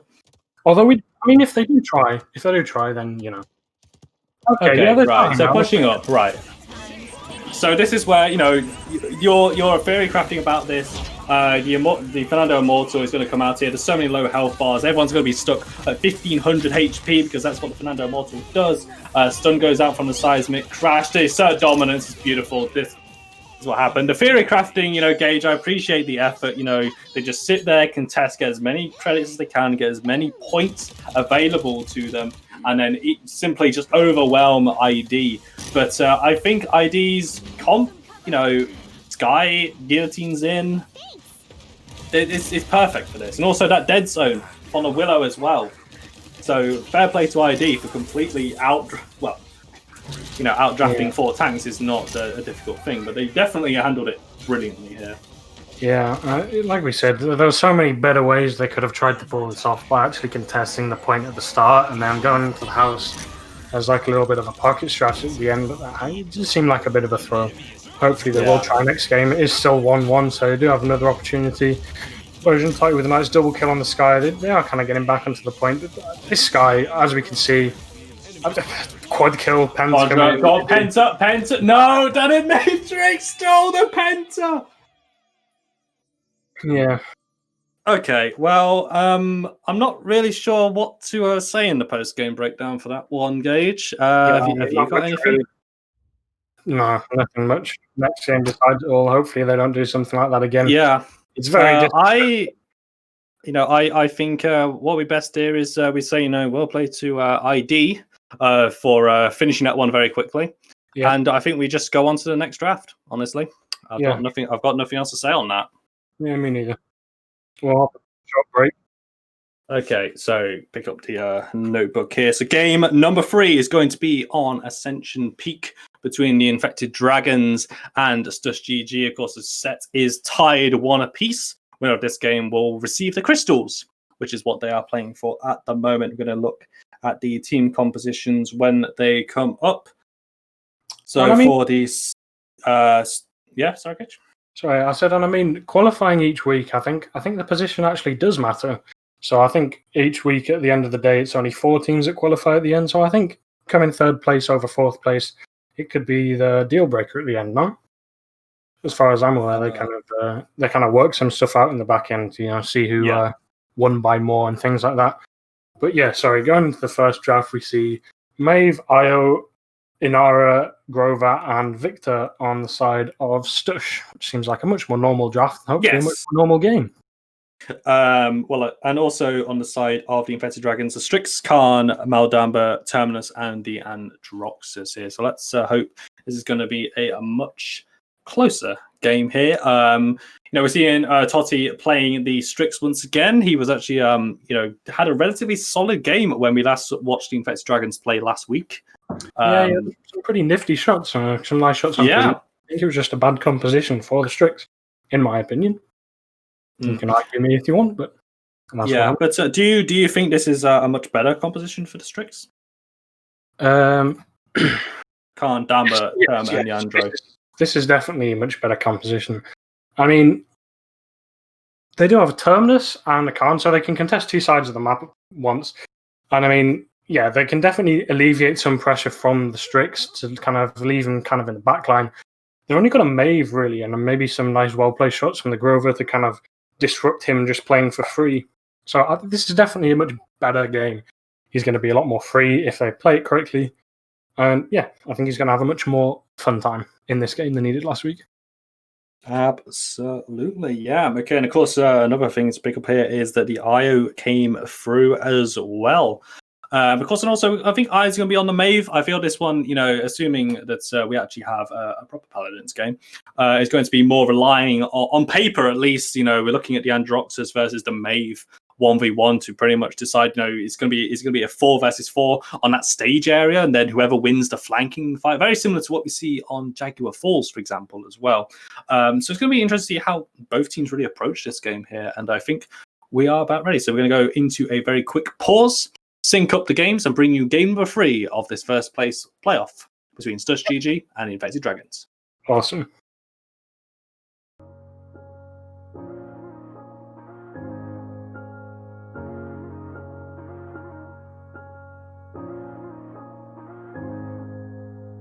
We could play blank, blank, 182. Lay around the house and daydream till the afternoon. Thinking about the times that we had when this was all that we knew. When this song was still new, when this all was still new. We could play blank, blank, 182. Summertime nights that we had, staring at the moon. Laughing at our own jokes, acting like they were new. We'd only watch cartoons, but love and life was our tune. Oh, that we can never go back to this. And as we grow, we'll look back and miss all it. 'Cause we'll leave this time, we'll leave this home, and find lives of our very own. But we can play blank, blank, 182. We can play blank, blank, 182.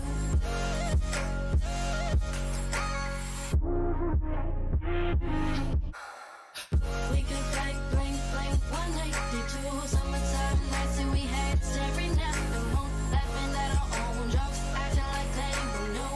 We'd only watch cartoons, but love and life is our tune. We could play blink, blink, 182. Drive around our cars and pretend that we never grew. Sneak out of the house every night. We were young and confused. We never made curfew. There was too much to do. We could play blink, blink, 182. too. Chasing all our drinks with Red Bull and Mountain Dew.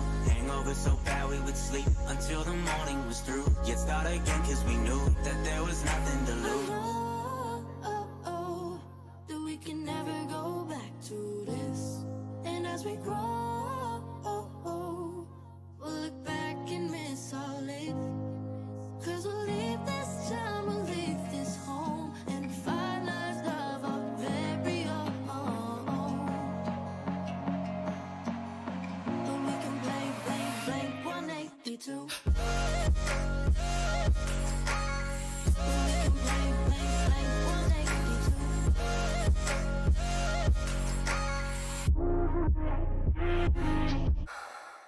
We can blank. Awesome. We're all synced up here, ready back for game 3 of Stush versus ID. It is 1-1 right now, so the winner of this game does get third place in the tournament. Some normal drafts this game compared to last game. I mean, I honestly, if I saw like 4 DPSs, I think that's a more normal draft at this point. I don't know. Yeah. Please don't do that. So yeah. Anyway, Ascension Peak. These things seem a little bit more normal between the teams. I think we had a brief look at the talent list as well. I don't think anything was really standing out for either team. No, pretty standard. The burst mode and the cat burglar Mave as well for currency. Totti on the Strix is waiting for an opportunity here to find some shots. Misses the initial one. That's a 0% hit rate, Totti, unfortunately. But anyway, neither team... Okay, there we go. We got a hit. All right. So, but Maeve taken very low here. Turn this on point, and Licky Me goes down straight away to Workman's Inara to get things off for Stush, as there's a double kill. Cairo finding the Androxus as well. I think ID really does rely on that Strix hitting those shots, to be honest, and allowing the Androxus to push forward and confirm these kills. Yeah, I mean, I don't think they should be playing right side. They need to play off these Strix hitting those headshots for 1,800 and dive them with the with the Khan and Andro.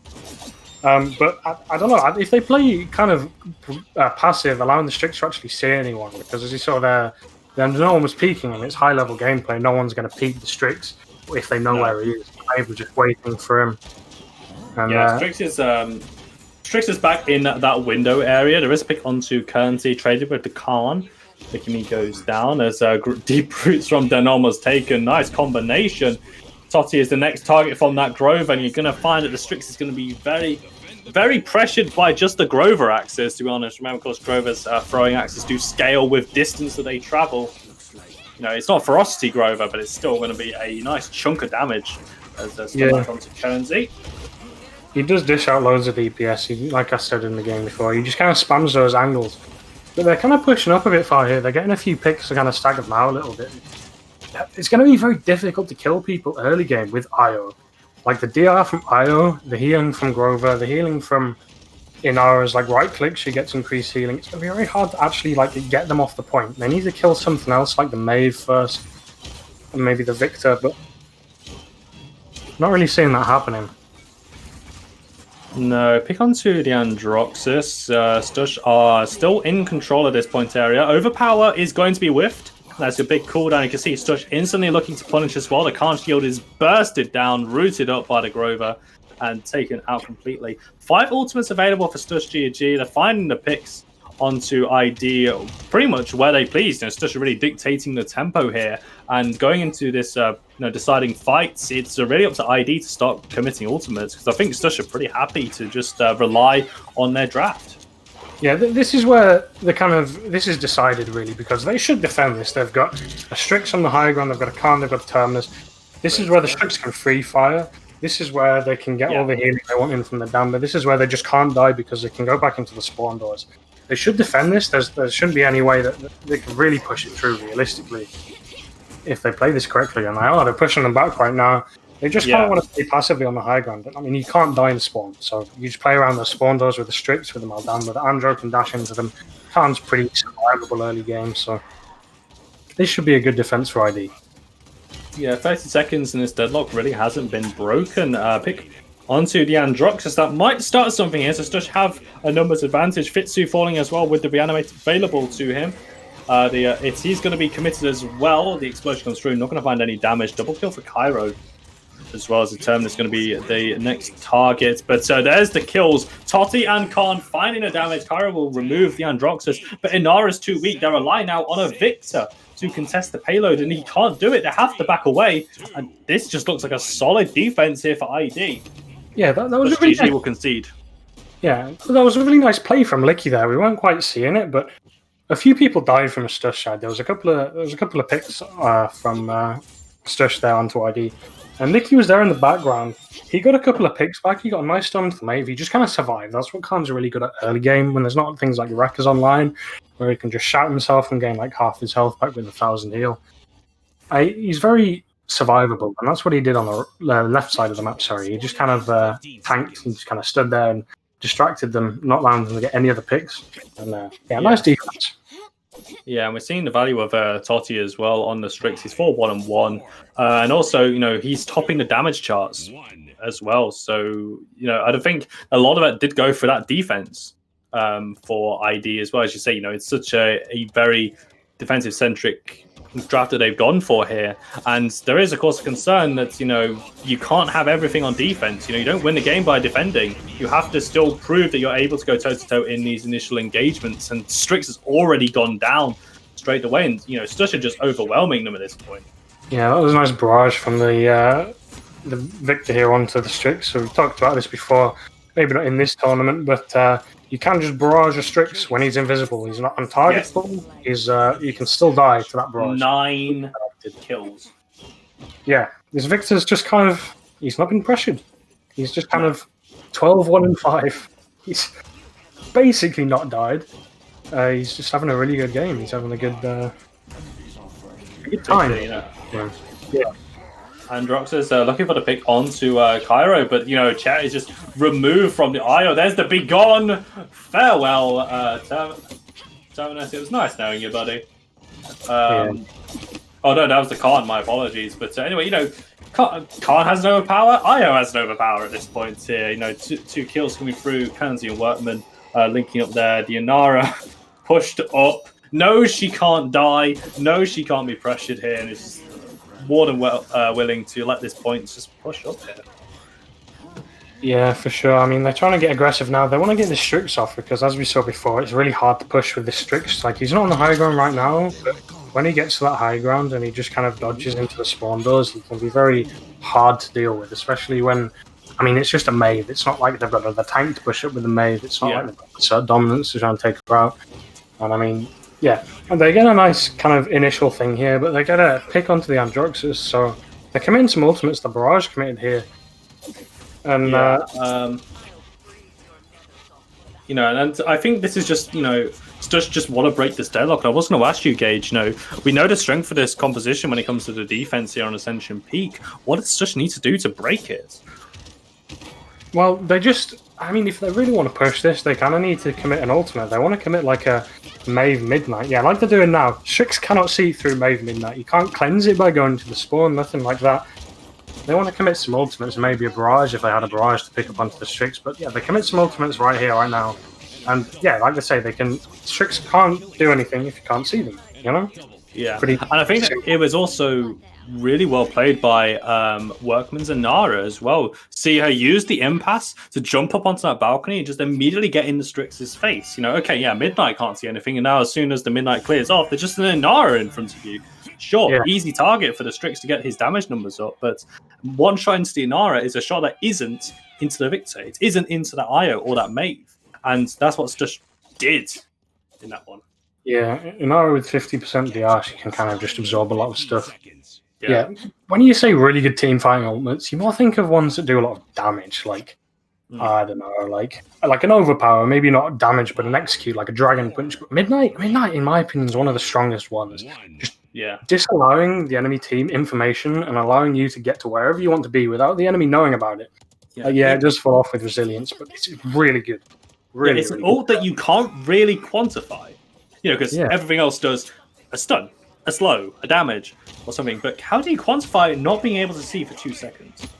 Anyway, but that is a key ultimate for Stush, and they did use it really well in that defense break here. ID do have most of the point thanks to the combat mechanic, an extra 2 ticks available to them as they capture. But double kill for this Grover. Again, like ID's comp is so suited for defense, they just seem to be lacking on offense. They're relying on the Strix to find damage, and he's just getting nuked in these fights before he can even say anything. Yeah, Not shoot anything. They're getting onto these Strix with the barrage, and I mean, it's really hard to play against that as a Strix. There's not really much you can do. Like, the Victor's probably saving it. You can't... Okay, well, a bit of BM going on here. Yeah. But, I mean, usually you love to see BM, but after the last game, it's a little bit, But what we were saying is... I can't remember what I was saying, actually. Train of thought has gone there. When you overpower onto the Maeve, and Kenzie just turns it around and kills the Karnas. It definitely feels bad. Io just doing the damage. Totti is contesting the point. This game, I feel, was over way before this overtime started to tick here. The Dread Serpent, the Fear is nice, but I don't really see any Maldamba triple kills anytime soon happening. Unstoppable. I don't really see them having this. I mean, if they do capture this, I would laugh so hard. Stush are kind of trying to BM a bit here. They're kind of emoting. Yeah. This is going to go the way of Stush. What I was saying, though, is it's very hard to play against that Victor as a Strix, because you can't just hide as a Strix, because if you hide, then you're not shooting. Yeah, exactly. I mean, the Victor's going to save that for the Strix, presumably. So as soon as he hears Strix fire that first shot, he knows, right, I'm going to kill the Strix, and there's literally absolutely nothing he can do about it. He's going to die to my ultimate. He can't dodge it. He can't. I mean, maybe if he played around the wall, but I mean, you can still probably get those two bursts off to kill him. It's very difficult. And I mean, yeah. I mean, it was a nice play, though. Some nice ultimates there from Stush GG. It was a deserved win. So, yeah, they definitely played to the strengths of their composition as well, and they were just enough to overpower the Infected Dragons draft that unfortunately ID were not very successful with, and it all comes down to the fact you can't win a game off defense, and Stush's comp was a lot more aggressive, a lot more in your face, and for ID, who kind of they're relying so much on individual interactions and relying on Khan's overpower to start off a fight or anything like that. So, but Stush just have so many options. They had the Midnight, Grover, Deep Roots, Victor Barrage, just so many ways of starting a fight and ending it instantly. Well played to Stush, though. Much better to see that after the second game. But that is going to complete the next set. So the third place playoff game for week number 2 was Stush GG taking third place and ID taking fourth. And now we move on to the finals. Yeah, but I think we're going to do. I think we're going to do a little bit of a preview before we take a little bit of a slightly extended break as we go and take on a few more fluids, because this is the finals of week 2. The winner of this set will secure their place alongside Clown Fiesta for a spot in the closed league formats. Yeah, Clown Fiesta, a very scary team if you know you're going to go up against them in the finals. And I'm fairly certain they are 100% in the last 4 from the 10 that are going to qualify from the 10 weeks, because they were the first. And yeah, I mean, you want to qualify from this finals. I'm looking forward to it. I'm looking forward to seeing Worst Flanks you again. They're a very interesting team to watch. Very nice. Yeah, for a team called the Worst Flanks, they do really like their flanks, and they seem to be pretty good at it as well. Word on the streets. But anyway, yeah, we're going to bring you the finals in just a few short moments. We're going to take a small extended break, and we'll bring you the third and final set of today in just a few moments. Don't go anywhere, folks.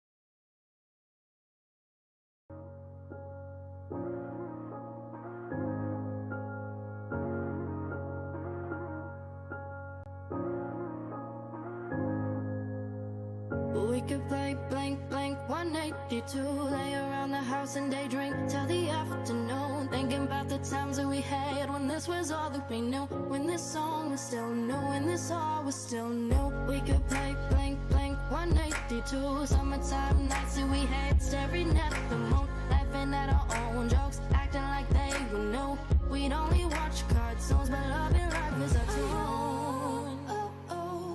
That we can never go back to this. And as we grow, we'll look back and miss our life. 'Cause we'll leave this time, we'll leave this home, and find life, love our very own. But we can play blank, blank, 182.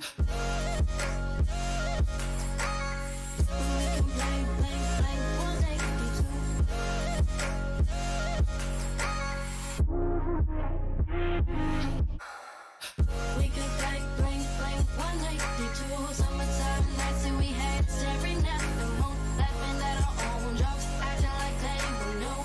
We'd only watch cartoons, but loving life is our tone. We could play Blink, Blink 182. Drive around our cars and pretend that we never grew. Sneak out of the house every night. We were young and confused. We never made curfew. There was too much to do. We could play Blink, Blink 182. Chasing all our drinks with Red Bull and Mountain Dew. Hangover so bad we would sleep until the morning was through. Yet start again cause we knew that there was nothing to lose.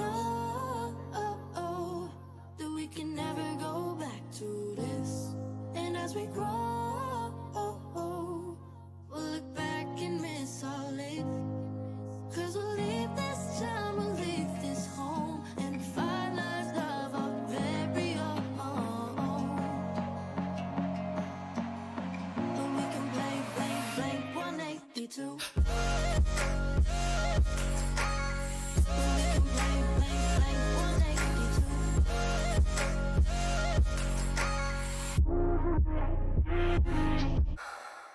We could play Blink, Blink 182. Summertime nights that we had, staring at the moon, laughing at our own jokes, acting like they would know. We'd only watch cartoons, but loving life was our tune.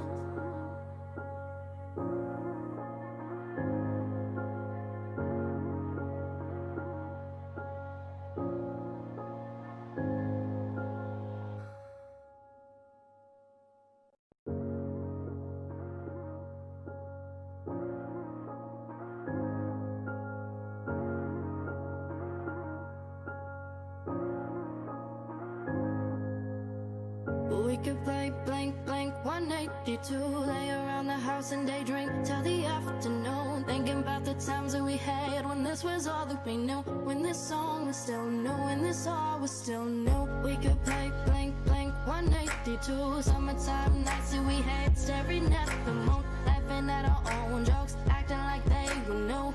We'd only watch cartoons, but loving life is our tune. That we can never go back to this. And as we grow, we'll look back and miss our life. Cause we'll leave this town, we'll leave this home, and find our love our very own. But we can play Blank, Blank 182.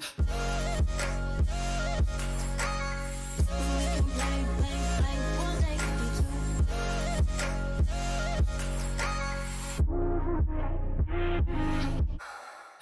We could play Blink, Blink 182. Summertime nights that we had, staring at the moon, laughing at our own jokes, acting like they would know. We'd only watch cartoons, but loving life is our tune. We could play Blink, Blink 182. Drive around our cars and pretend that we never grew. Sneak out of the house every night. We were young and confused. We never made curfew. There was too much to do. We could play Blink, Blink 182. Chasing all our drinks with Red Bull and Mountain Dew. Hangover so bad we would sleep until the morning was through. Yet start again cause we knew that there was nothing to lose. That we can never go back to this. And as we grow, we'll look back and miss our life. Cause we'll leave this town, we'll leave this home, and find our love our very own. But we can play Blank, Blank 182. We can play Blank, Blank 182.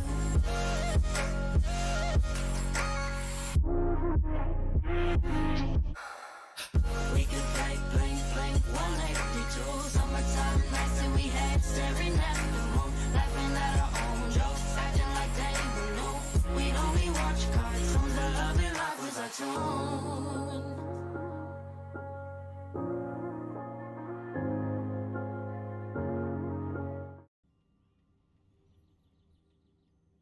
Welcome one and welcome all to the week 2 GCSL Paladins North finals between Interstellar and the Worst Flanks EU. Game number 1 is going to be on Ascension Peak as we've gone straight into the drafts here. We're looking at the rosters because Interstellar is a team we have not streamed yet. So we have Flashu, Mather, Snaze, Enveal, and Apricot as their team lineup, and they have gone for a Maeve, Ram, Ash, Leon, and Genos for their composition. Very aggressive comp, looking interesting. But a team we have seen quite a lot before. We Worst Flanks EU with Tribac, Ojali, RKN, and Faraz and Sylvie with Adamba, Zin, Strix, Inara, and the Bomb King. Okay, cool. So we've not actually seen His Majesty grace us with his presence for this one here. So what do you think about the BK on Ascension Peak here? I mean, BK is very strong, right? I mean, in ranked, in like scrims, he can just dominate. He's so good. But I mean, on Ascension Peak, he is not the strongest pick. It's not one of his best maps. He's not very good. He's not like the carry you would think he was on other maps. And I mean, into a Rom and Ash, that's a lot of health to go through with just a BK. I mean, not with just a BK, but with a BK. So they've got a lot of supporting damage, but they don't. I mean, unless Sonara goes cripple, which I don't think she will, they don't really have anything to stop Rom's dash. So, I mean, usually in most games, Rom is just a walking ultimate charge. You just shoot him, you get your ultimate in like 30 seconds. It's very easy. You can just shut him down with like a Grover route. But, I mean, he doesn't really have any counters. It may be a well-placed Damba stun, but it's pretty hard to do that if he's already started up his dash. Yeah, and I think, we're looking towards the Zin as well. Potentially, I think Zin is probably going to go guillotine again here. Just take the Rom out of the fight immediately. Remove Ash before she can, shoulder bash into the backline. Protect that Strix, because with such an aggressive team lineup that Interstellar have gone for, RRKN Strix is just prime targets. This is who they're going to be going for here, and they will be relying on. Just the invisibility, or just buy time and for someone to help. So it wouldn't surprise me to see BK, poppy bomb straight back over to the Strix to help him out, as that Rom and the Maeve are just going to go straight for him every single time. Yeah, that's mobility. I'm interested to see what Interstellar bring to the team. A few familiar names that I've met and seen, watched them play a little bit, if and around the place. I'm looking forward to see how good they are as a team. Everything that you find out when you watch people for the first time. So we are going to go, are we doing a break before we hop into the game? No. Okay, so we are just going to hop into the game in a few seconds here, I think. Okay, wow. Breaking boundaries a little bit there, You don't have to pause all the time, so... I think, we will take these. And here we are on Ascension Peak for game number 1 between Interstellar and the Worst Flanks EU, the finals of the GCSL Paladins North Week 2 qualifiers. Whichever team wins this set will meet Clown Fiesta in the closed league format in just a couple of weeks. So we're looking at the talents, and again, relatively standard, I think. So nothing really sticks out for either team here. No crazy shenanigans, but both teams starting to group up here. Maeve already up on towards that stage.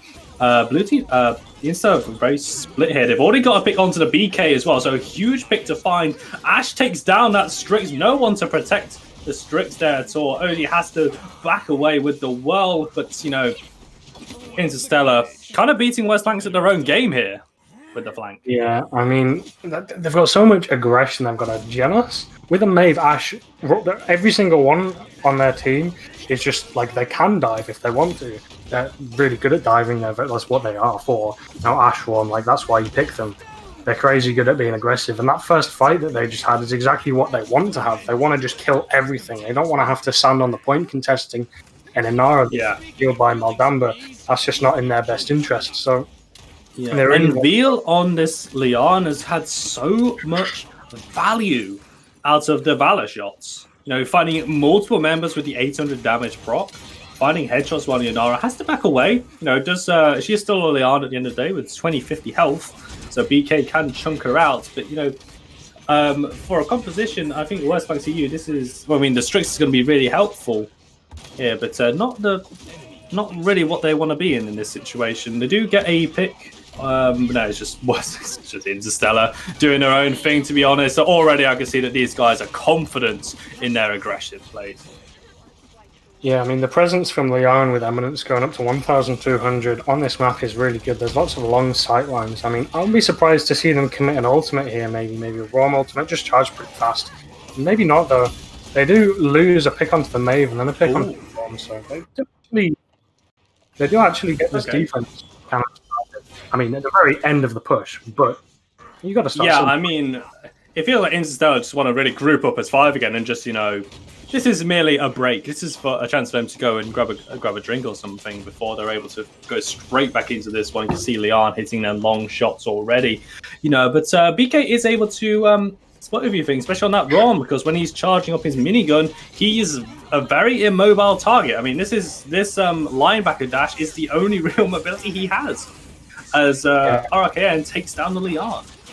But it is incredibly powerful, as you can see. He just kind of goes wherever he wants to. He can just take whatever fights he wants, because with a loadout that Rome can have, he can dash in, and then as long as he doesn't die instantly, he can just dash straight out again.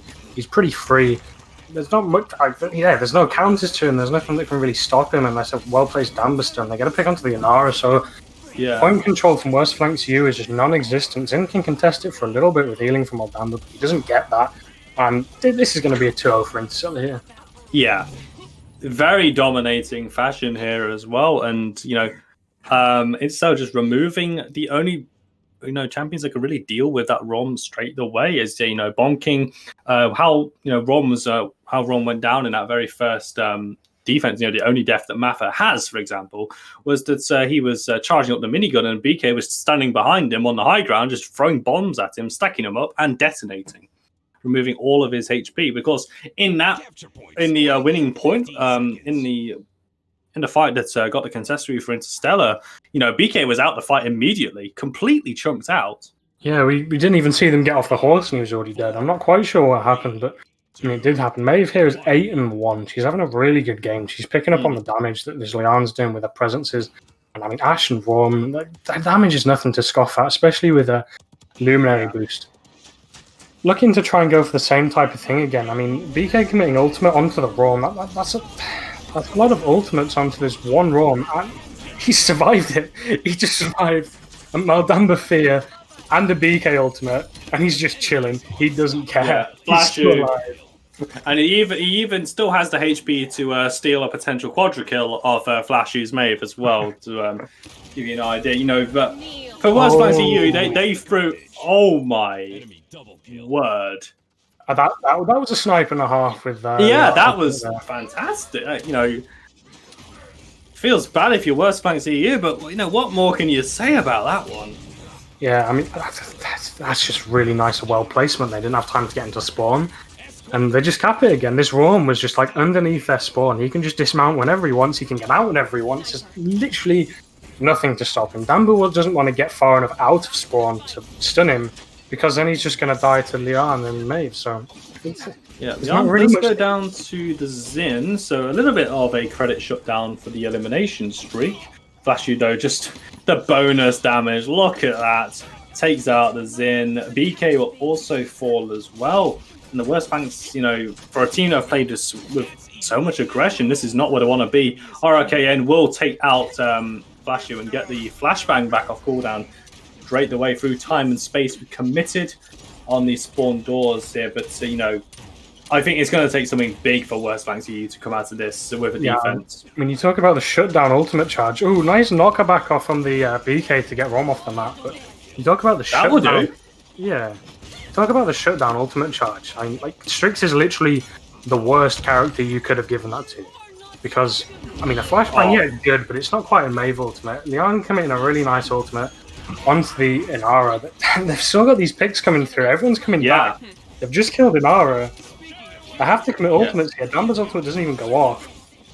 No, and the assert dominance just completely asserts Interstellar's dominance on the map. A double stun, double elimination, double kill for the Ash coming through there. Very well played by Interstellar, and what a way to really start your debut here at the GCSL qualifying broadcast here. And I think, as I say, this is the first time myself engaged have seen Interstellar, and Worst Flanks EU, we've seen them a couple of times, and to actually see them on the back foot when they want to dictate the tempo of the game and they want to play with these aggression. Of course, it was a the Westlands EU who ran the RORM themselves in week number 1, and all of a sudden it's been turned on them completely here. So yeah, very well played by Interstellar. Very clean, and the Leon as well. Wow, some of them shots were just beautiful. I mean, you talk about high-level gameplay, everyone's kind of on the same mechanical level, but I mean, there are some people that are just above and beyond that kind of plateau that everyone else is at. And I mean, I think Interstellar probably are on a little bit higher of a mechanical level. They were just hitting every shot. Yeah. They had much better team play. They were just doing whatever they wanted. They had very good follow-ups on ultimates and things like that. It's a very dominating game from Interstellar. And I mean, if we see that in the next game, they're through to go against Clan Fiesta. And I mean, that would be an interesting matchup. I'm interested to see how that would go. Yeah. I have a feeling, but, always want to see. Yeah, I mean, as you were saying, Interstellar really did put on a clinic there and showcase what they can do when they're able to dictate the tempo. And, I think they have their eyes set on going up against Clown Fiesta in the closed league format. But that's, another couple of weeks away as well. I'm looking forward to seeing these teams, improve as the weeks go on. And we see, the teams coming through from the qualifiers as they improve. And, this is the level that they want to be at as well and get into that closed league format. So, yeah, I've not really got much more than that for that one, I must say. Yeah, I'm looking forward to the next game. It's not really too much to talk about in 4 hours, It was just a dominating performance. They had a really good draft. They didn't have much counters. Pardon me. On to the next game then, sorry. Hopefully we'll see maybe a few changes. Hopefully they won't be... I mean, I wouldn't say they were heavily outdrafted, but hopefully they do come up with something that can kind of even it out a little bit. Yeah, especially if Interstellar go for that aggressive play and the aggressive draft, because we're going to be on Jaguar Falls making its debut here in the GCSL team. Interstellar going with the Maldamba, the Drogos, Inara, Canessa, and the Androxas. So not only Jaguar Falls making this debut, but also we get to see a Canessa as well on Jaguar Falls. On the side of Westlands EU, gone for, the Furia and the Willow comp, which has served them well before with the Khan, Terminus, and a Tyra to round that one off. Pretty interesting, to be honest. I mean, Canessa's not something you really think of picking on Jaguar Falls. She's probably better than a Strix pick on this map just because her mobility is a bit better. She can get, back to places a lot easier with the teleport. I do think there are a lot of maps that lends better to Canessa over a Strix, but Strix is, a sniper that can turn invisible. We've talked about this before. It is a very powerful mechanic. Yeah, but, I mean, and I think as well with Envil as well. He's had such a good game under Leon as well. You can tell that the aim is warmed up. So we are going to be expecting some nutty shots come through by the Canessa here. But of course, what do you think to the Westlands EU draft? It feels they've got back to more of their signature here. We've seen the Furia with the Tyra. And the Willow pick as well. They've fall back on many times. I mean, yeah, with the Tyra and the Willow, they can just kind of indefinitely rotate those abilities to kind of keep the NR off the objective. I mean, the Terminus can definitely outpoint tank an NR in situations. And I mean, with the Willow and Tyra backup, that is one of those situations. Terminus is very good into a Drogo, so he can block a lot of that AoE damage. Khan's pretty good. There's a lot of flying targets. It's going to be hard to get to the Canessa, to the Drogos, to the Andro. It's going to be hard to stun the Maldamba, but if he does get one of those stuns, that's pretty much a guaranteed pick. They are pretty squishy. And I mean, the Willow's pretty hard countered in her ultimate, but there again, there's a lot of high buildings on this map, so you can play around that again on this map. I like both drafts, although... Yeah, it does feel that Westlands are kind of lacking in the CC department. They've only really got the Commander's Grab and the Furia Beam as the main forms of CC for this comp. Of course, if they run, for instance, Burn Monster as well, you have a Cripple. But, there's just that lack of hard CC. And then you look over at Interstellar's comp, Damba speaks for himself. The Inara and also Drogos, if he runs Combustible as well, can get a lot of displacement value as well. Yeah, that's true.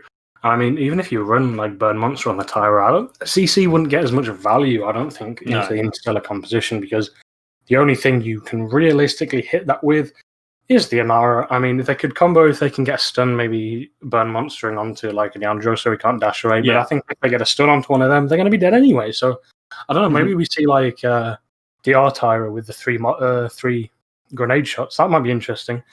I haven't seen her played very much. Or, I mean, Mark's kind of fallen off now, but I mean, it's pretty good.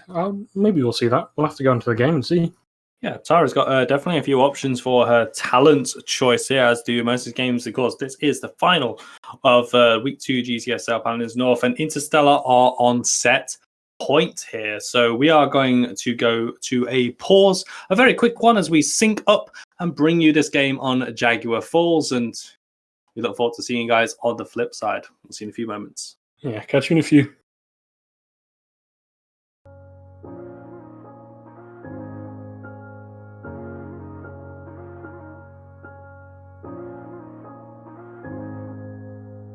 We could play blank, blank 182. Lay around the house and day drink till the afternoon. Thinking about the times that we had when this was all that we knew. When this song was still new, when this all was still new. We could play blank, blank 182. Summertime nights that we had, staring at the moon. Laughing at our own jokes, acting like they were new.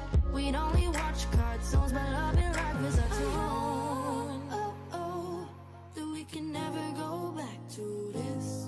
And as we grow, we'll look back and miss our life. Cause we'll leave this time, we'll leave this home, and find life, love our very own. When we can play blank, blank 182. When we can play blank, blank 182.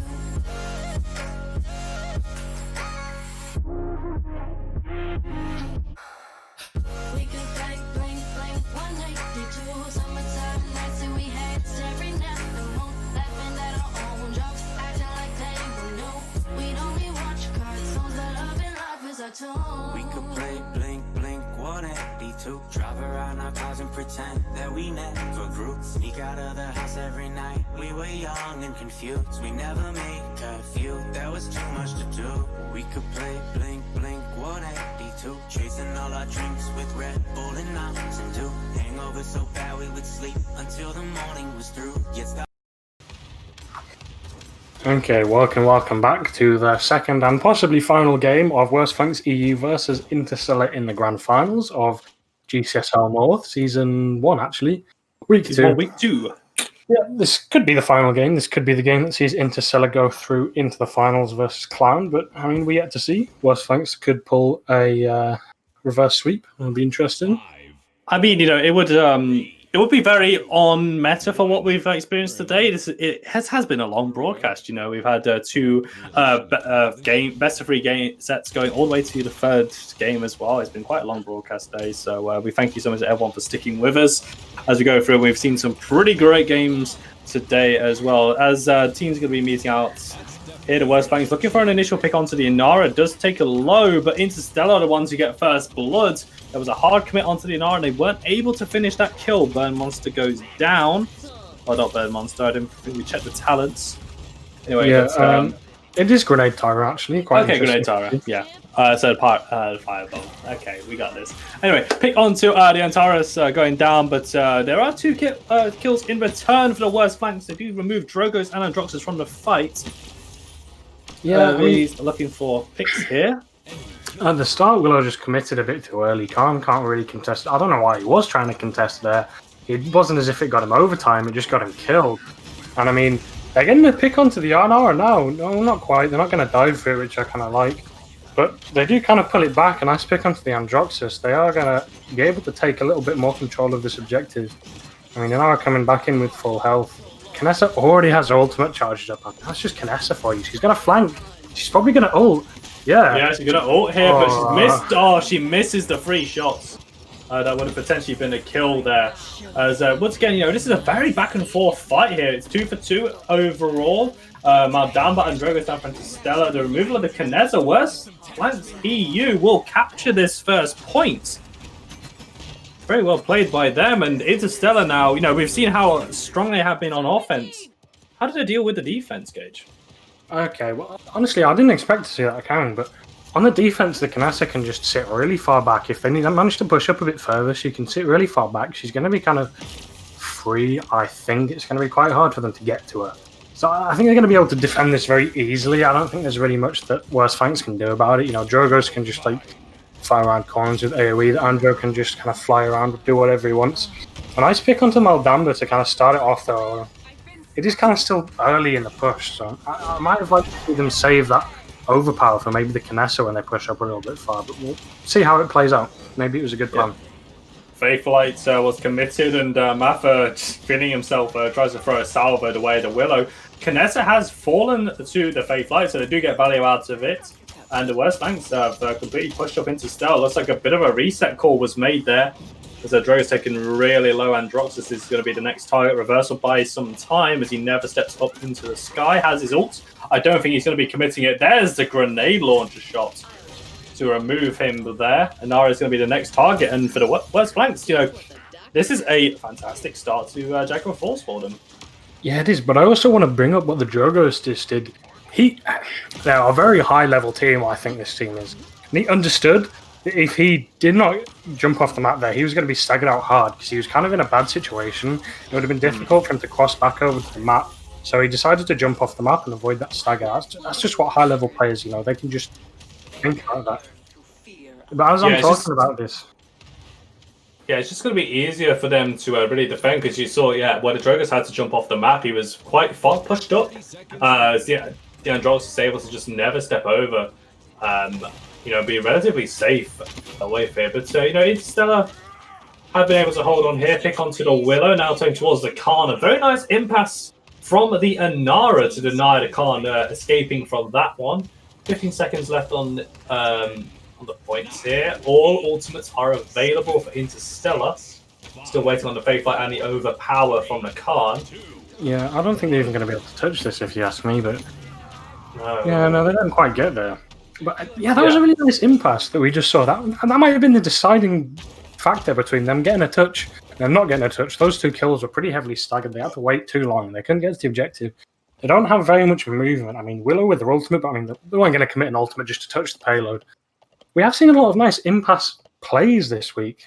You know, they're really nice play. Yeah, the level of Inara play has been really good. You know, I've enjoyed it for sure. Capture point spawning in 15 seconds. I'm expecting to see Interstellar win this point fight go. I think their ultimates are... I mean, if Khan lands his ultimate onto, like, the Inara, then I think it's kind of looking good for them. But if the Drogos can, like, ultimate, like, Dragon Punch the Willow out of her ultimate, get a nice impact, Earthen Crash onto, like, Khan Terminus, I think they've got the better ultimates for, like, a full-on team fight, so... Yeah, well, the Worst Flanks are going to group up as 5 going into background. There is a Earthen Crash onto 3 people. Dragon's Fury connects onto the Tyra, and Mappa has to back away. He will lose his life. It's overpower committed as well. Kills flying everywhere for both teams here, but it looks like Interstellar are the ones that are surrounding the points here, but Worst Flanks now move towards it. Flashy is solo, he will go down to the Khan. Kinessa falls as well, and the Worst Flanks get a really nice retake. The flank was good by Interstellar on paper, but the Worst Flanks just come out the better team. Yeah, it was a bit of a sketchy play you saw there. I mean, Interstellar do kind of win that fight based upon it was a 3-2 trade, right? But Worst Flanks had a Khan still alive, and Interstellar completely lost their tank. So unless they are incredibly they can just take their 1v1s and kill everyone, with just mechanical prowess, then they're gonna kind of win that just because of the high HP and survivability that Khan actually brings. Yeah, you can see Sylvie and the Drogos 1v1ing behind. Maffa will go down as 3 kills to the Worst Flanks. They take down Flashu and Snaze on the Inara. And Via will get a trade kill onto the Terminus. Has to back away. The Willow is looking for it. And that is going to be another capture for the Worst Flanks EU as they take this game to 2-1. Yeah, I mean, the Kinessa almost pulling that back there, getting a pick onto the Terminus and forcing them not to really try and touch the objective. They were scared. They didn't want to get headshot by that Kinessa and lose that half the health bar. But they do touch it at the end when the overtime's already got over. And if this Kinessa stays this free for the rest of the game, then I'm looking towards Interstellar for taking this, because she's just dishing out 1,560 damage every shot with steady aim. Yeah. I mean, she can hit those shots, as we saw last game. She was kind of doing really well with Leon. But a bit of a choke there. Couldn't get the finishing blow onto that Willow. Has to go. Drogos is one who will finish that one off. OD pushing forward onto the Androxus. Never steps away from the Commander's grab. Sitting up on that wall. And that's just so much damage. It's a hard commit by the Khan. And ultimately costing his life. The Crossfire committed as well. And Veal will get the kill on to try back. Looking for the Willow headshot. Willow is playing with fire. Peeking back and forward across that wall. But it's not going to go down just yet. Will hold for now. Yeah, what we just saw is Khan, what I kind of thought at the start, it's going to be very difficult for him to actually set those kills up because everyone can just kind of get away from it. There's not really anything saying like, oh, if this Khan gets towards me, I'm going to die because of his stun. They can all get away from it very easily. They're not really going to be, they're not really going to be worried about him too much because they don't even need to really buy Weasel for it because they can just dodge it. I mean... Yeah. I mean, why would you pay the resilience tax, when you just have to commit a cooldown, for example, here? Yeah. Anyway, 40 seconds left on this payload push now for the worst flanks. You starting to go in towards the base, and this is where we saw Interstellar start to hold a little better. Willow is currently throwing out the ceilings, and Drox goes very low and will be picked off by a stray bullet from the Khan. Stun lands onto the Inara, and a double kill for the Khan as well. Mappa doing his best, trying to get as much damage as he can from his lofty positions, but his team is crumbling behind him, and he will go down. He can't get up the wall. A delayed ace coming through from the worst flanks EU. And this is a completely different team to what we saw in that first game on Ascension Peak. Yeah, they're going to push this through, if I'm not mistaken. I mean, Andrew get a touch as he goes down instantly, but Inara can get back to it. Yeah. Okay, they get a few picks back.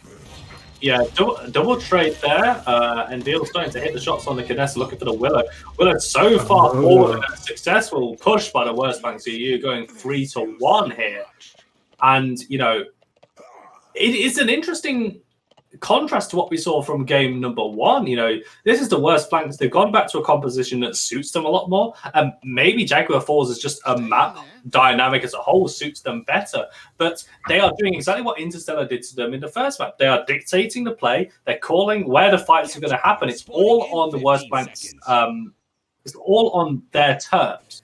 In a way, Interstellar in that last game were able to just completely overwhelm. They were always 5 steps ahead of the worst flanks EU and practically spawn camping them. But the worst flanks are just really turned it on this game, and they're playing really well. You might want to give them the favourites to actually close this game out. Yeah, they are looking really strong. They've got all their ultimates up, and I mean, the ultimates all across the board here. They hit the overpower onto the Inara. That's exactly what you want to see. Yeah, taking down the Inara, and Mappa was able to Dragon's Fury the Willow remove at the fight. In Flames propped by the worst flanks as Mappa goes down to the OG. This Khan has been so free for the worst flanks here, and looking for the zone here, feeling good. Here comes the flank. Dread Serpent committed. Kinessa escapes with a sliver of HP, and the Dread Serpent had to be used to keep her out. Kinessa's still very weak. OG's in the backline, couldn't find a Kinessa. He might go down here for his trouble. The seismic crash is also a little bit overkill. Tyra goes down as well. 90% Apricot finds the pick onto Furia, and there comes a full team wipe for Interstellar. Yeah, I mean, you're saying the Khan's free, and that's kind of a byproduct of them running away from him. They're running away from him to avoid getting stunned. And I mean, you saw there, as soon as they actually focused him to get the pick onto him, they won. They got back. They managed to... I mean, I'm assuming they're going to capture... Yeah, they captured the objective. I mean, that was a really nice retake from Interstellar there. Some nice uses of the ultimates, even though maybe then Crash wasn't needed. But it worked out at the end of the day. That's all that really matters. Yeah, I believe the phrase is we take those. So anyway, yeah, but really nice play, really nice retake by Interstellar. As we see them on the offense once again. Worst flanks losing Antares on the terminus, traded with the other front line of the Inara. The animate is still available, and Veal really pushing up now on the Kinesta. Goes down to Willow's AoE. Mappa is the next target. Khan looking for a kill here. Mappa will look to escape with about 400 HP to his name, but with his tail between his legs, but he will live to fight another day. Only pushes forward, and this is where it might be a bit of a concern here, because I think he's just too aggressive. But now has to back away. He does take a chunk of damage for his time. Yeah, he's free most of the game, so that's kind of making him want to be more aggressive to make the plays. But I mean, I think Interstellar are kind of clocking on. They're like, he's kind of getting a little too pushy. Like, I don't really know if I want him doing that play. So they are definitely stopping him doing like exactly what he wants to do. Although he is still having pretty good value. He's just shooting things. He doesn't need to stun them. It's not as if his damage is terrible. It's not as No, good I mean, this is Storm of Bullets as well, isn't Yeah. talent as well. You can just see TPS is able to pump out. Mappa pushed out once again. Going back towards the Kinessa here. It's 2 quick kills for Interstellar, removing Tyra and the Khan away. And I think this is a way for Interstellar to get back into the map, is they need to punish this Khan, who's just able to walk forward, get the damage down onto Mappa's Drogos and be uncontested. We see what happens when the Khan is focused. And Interstellar now with a stagger. Westbank starting to conga line a little bit here, but they have no one to contest the point. Well, the Khan's finally back up, but okay, Mappa falls to the Pyro, and we might back away here. I mean, the Khan, Terminus going down now. I don't think he really wants to commit ultimate, because even if they defend, they've still got to capture the next. Yeah, they elect to save their ultimates and go into the next fight with all the ones up. They know Androx's ultimate's down. He's going to get it up soon, but I don't know. Interstellar just kind of reversed it on them. They're kind of learning this Khan. The Khan's, he's getting free. He's getting a bit too aggressive. He's kind of the turning point. Like, either it's him because either he's the main focus because he wins the point fight for them with some really nice picks, or the team engage, or he's the focus because he has to jump off the map like we just saw because he's a little bit pushed too far up and he's going to get sagged out. And yeah. Yeah, I definitely hear. You know, Khan is a double-edged sword. You know, he's 15, 10, and 10 on the Khan here. So definitely getting the kills, getting involved in all the fights, and he's normally the one that's going to bite the dust when all is said and done. But we're here 3-3. Interstellar still on game point and set points. They just need to capture this objective. They're going to commit a very early seismic crack, landing onto 3 people. Terminus does get stunned up, but no one dies as a result. Dragon's Fury towards the Khan, and a battle shout really well timed. Mappa has to back away with his tail between his legs. In flames dropped as well. Interstellar have complete control of the point area. Terminus quite weak, and get healed up by the Furia. Pyre Strike not going to find anyone. With the stun, here comes another one. Straight down the middle, not going to find it. Drawback has to back away because Kinessa is hitting those shots. Solo Hellflowers. Yeah, Danbro and committed, and then all the do it. picks go the way. Yeah, amazing Danbro. All the pictures go the way of Interstellar there, and they've got 66-70% on the objective. Everyone's dead. They're only just now respawning. Yeah, there's no way. They can't touch that. That's it. I think Interstellar, they're through against Clown Fiesta in the finals. Yeah, they're a fantastic Dread Serpent to seal the deal here for Interstellar, and of course, many congratulations to all of the squad as they secure their place in the closed league format. In just a couple of weeks away, they will join Clown Fiesta to battle it out as soon as the qualifiers are over.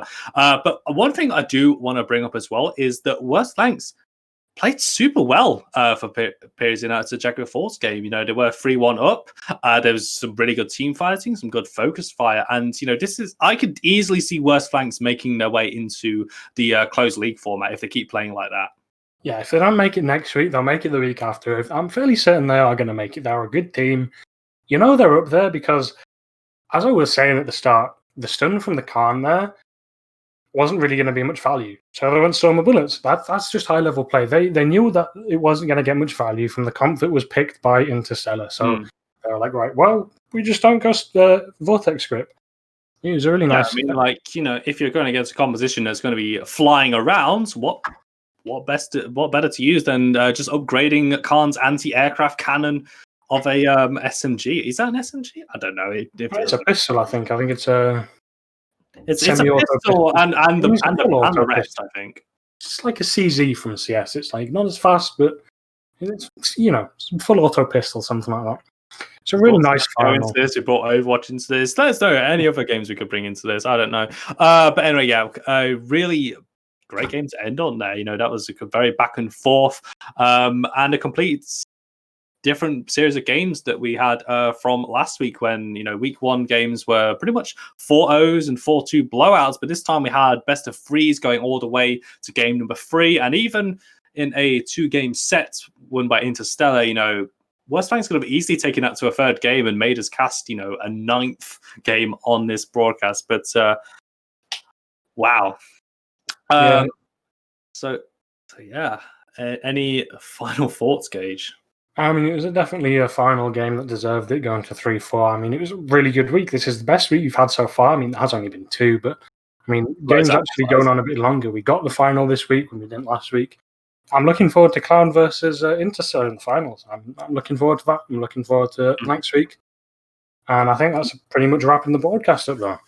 Yeah, and once again, we are still in the qualifying stages. The winner of every qualifying week secures a spot in the closed league format. So Clown Fiesta winning week number 1, and now Interstellar winning week number 2. If you wish to participate in the GCSL Paladins North, this is a PC tournament, then you can find all information on signups in our Discord as well. Make sure you also follow us on Twitter at Global CS League for all of your Paladins fix. So huge thank you to all of the teams, all of the players, all of the back-end staff as well for making this tournament happen. It's been a really fun broadcast to do. Huge shout out to Gage. And of course, the man in all of our ears on production, the puppet master himself, running a really smooth show. We hope you have really enjoyed today's broadcast. I think we're all going bed. So yeah.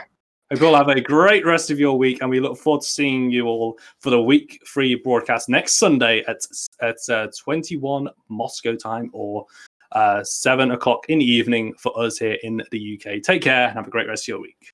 Catch you next week.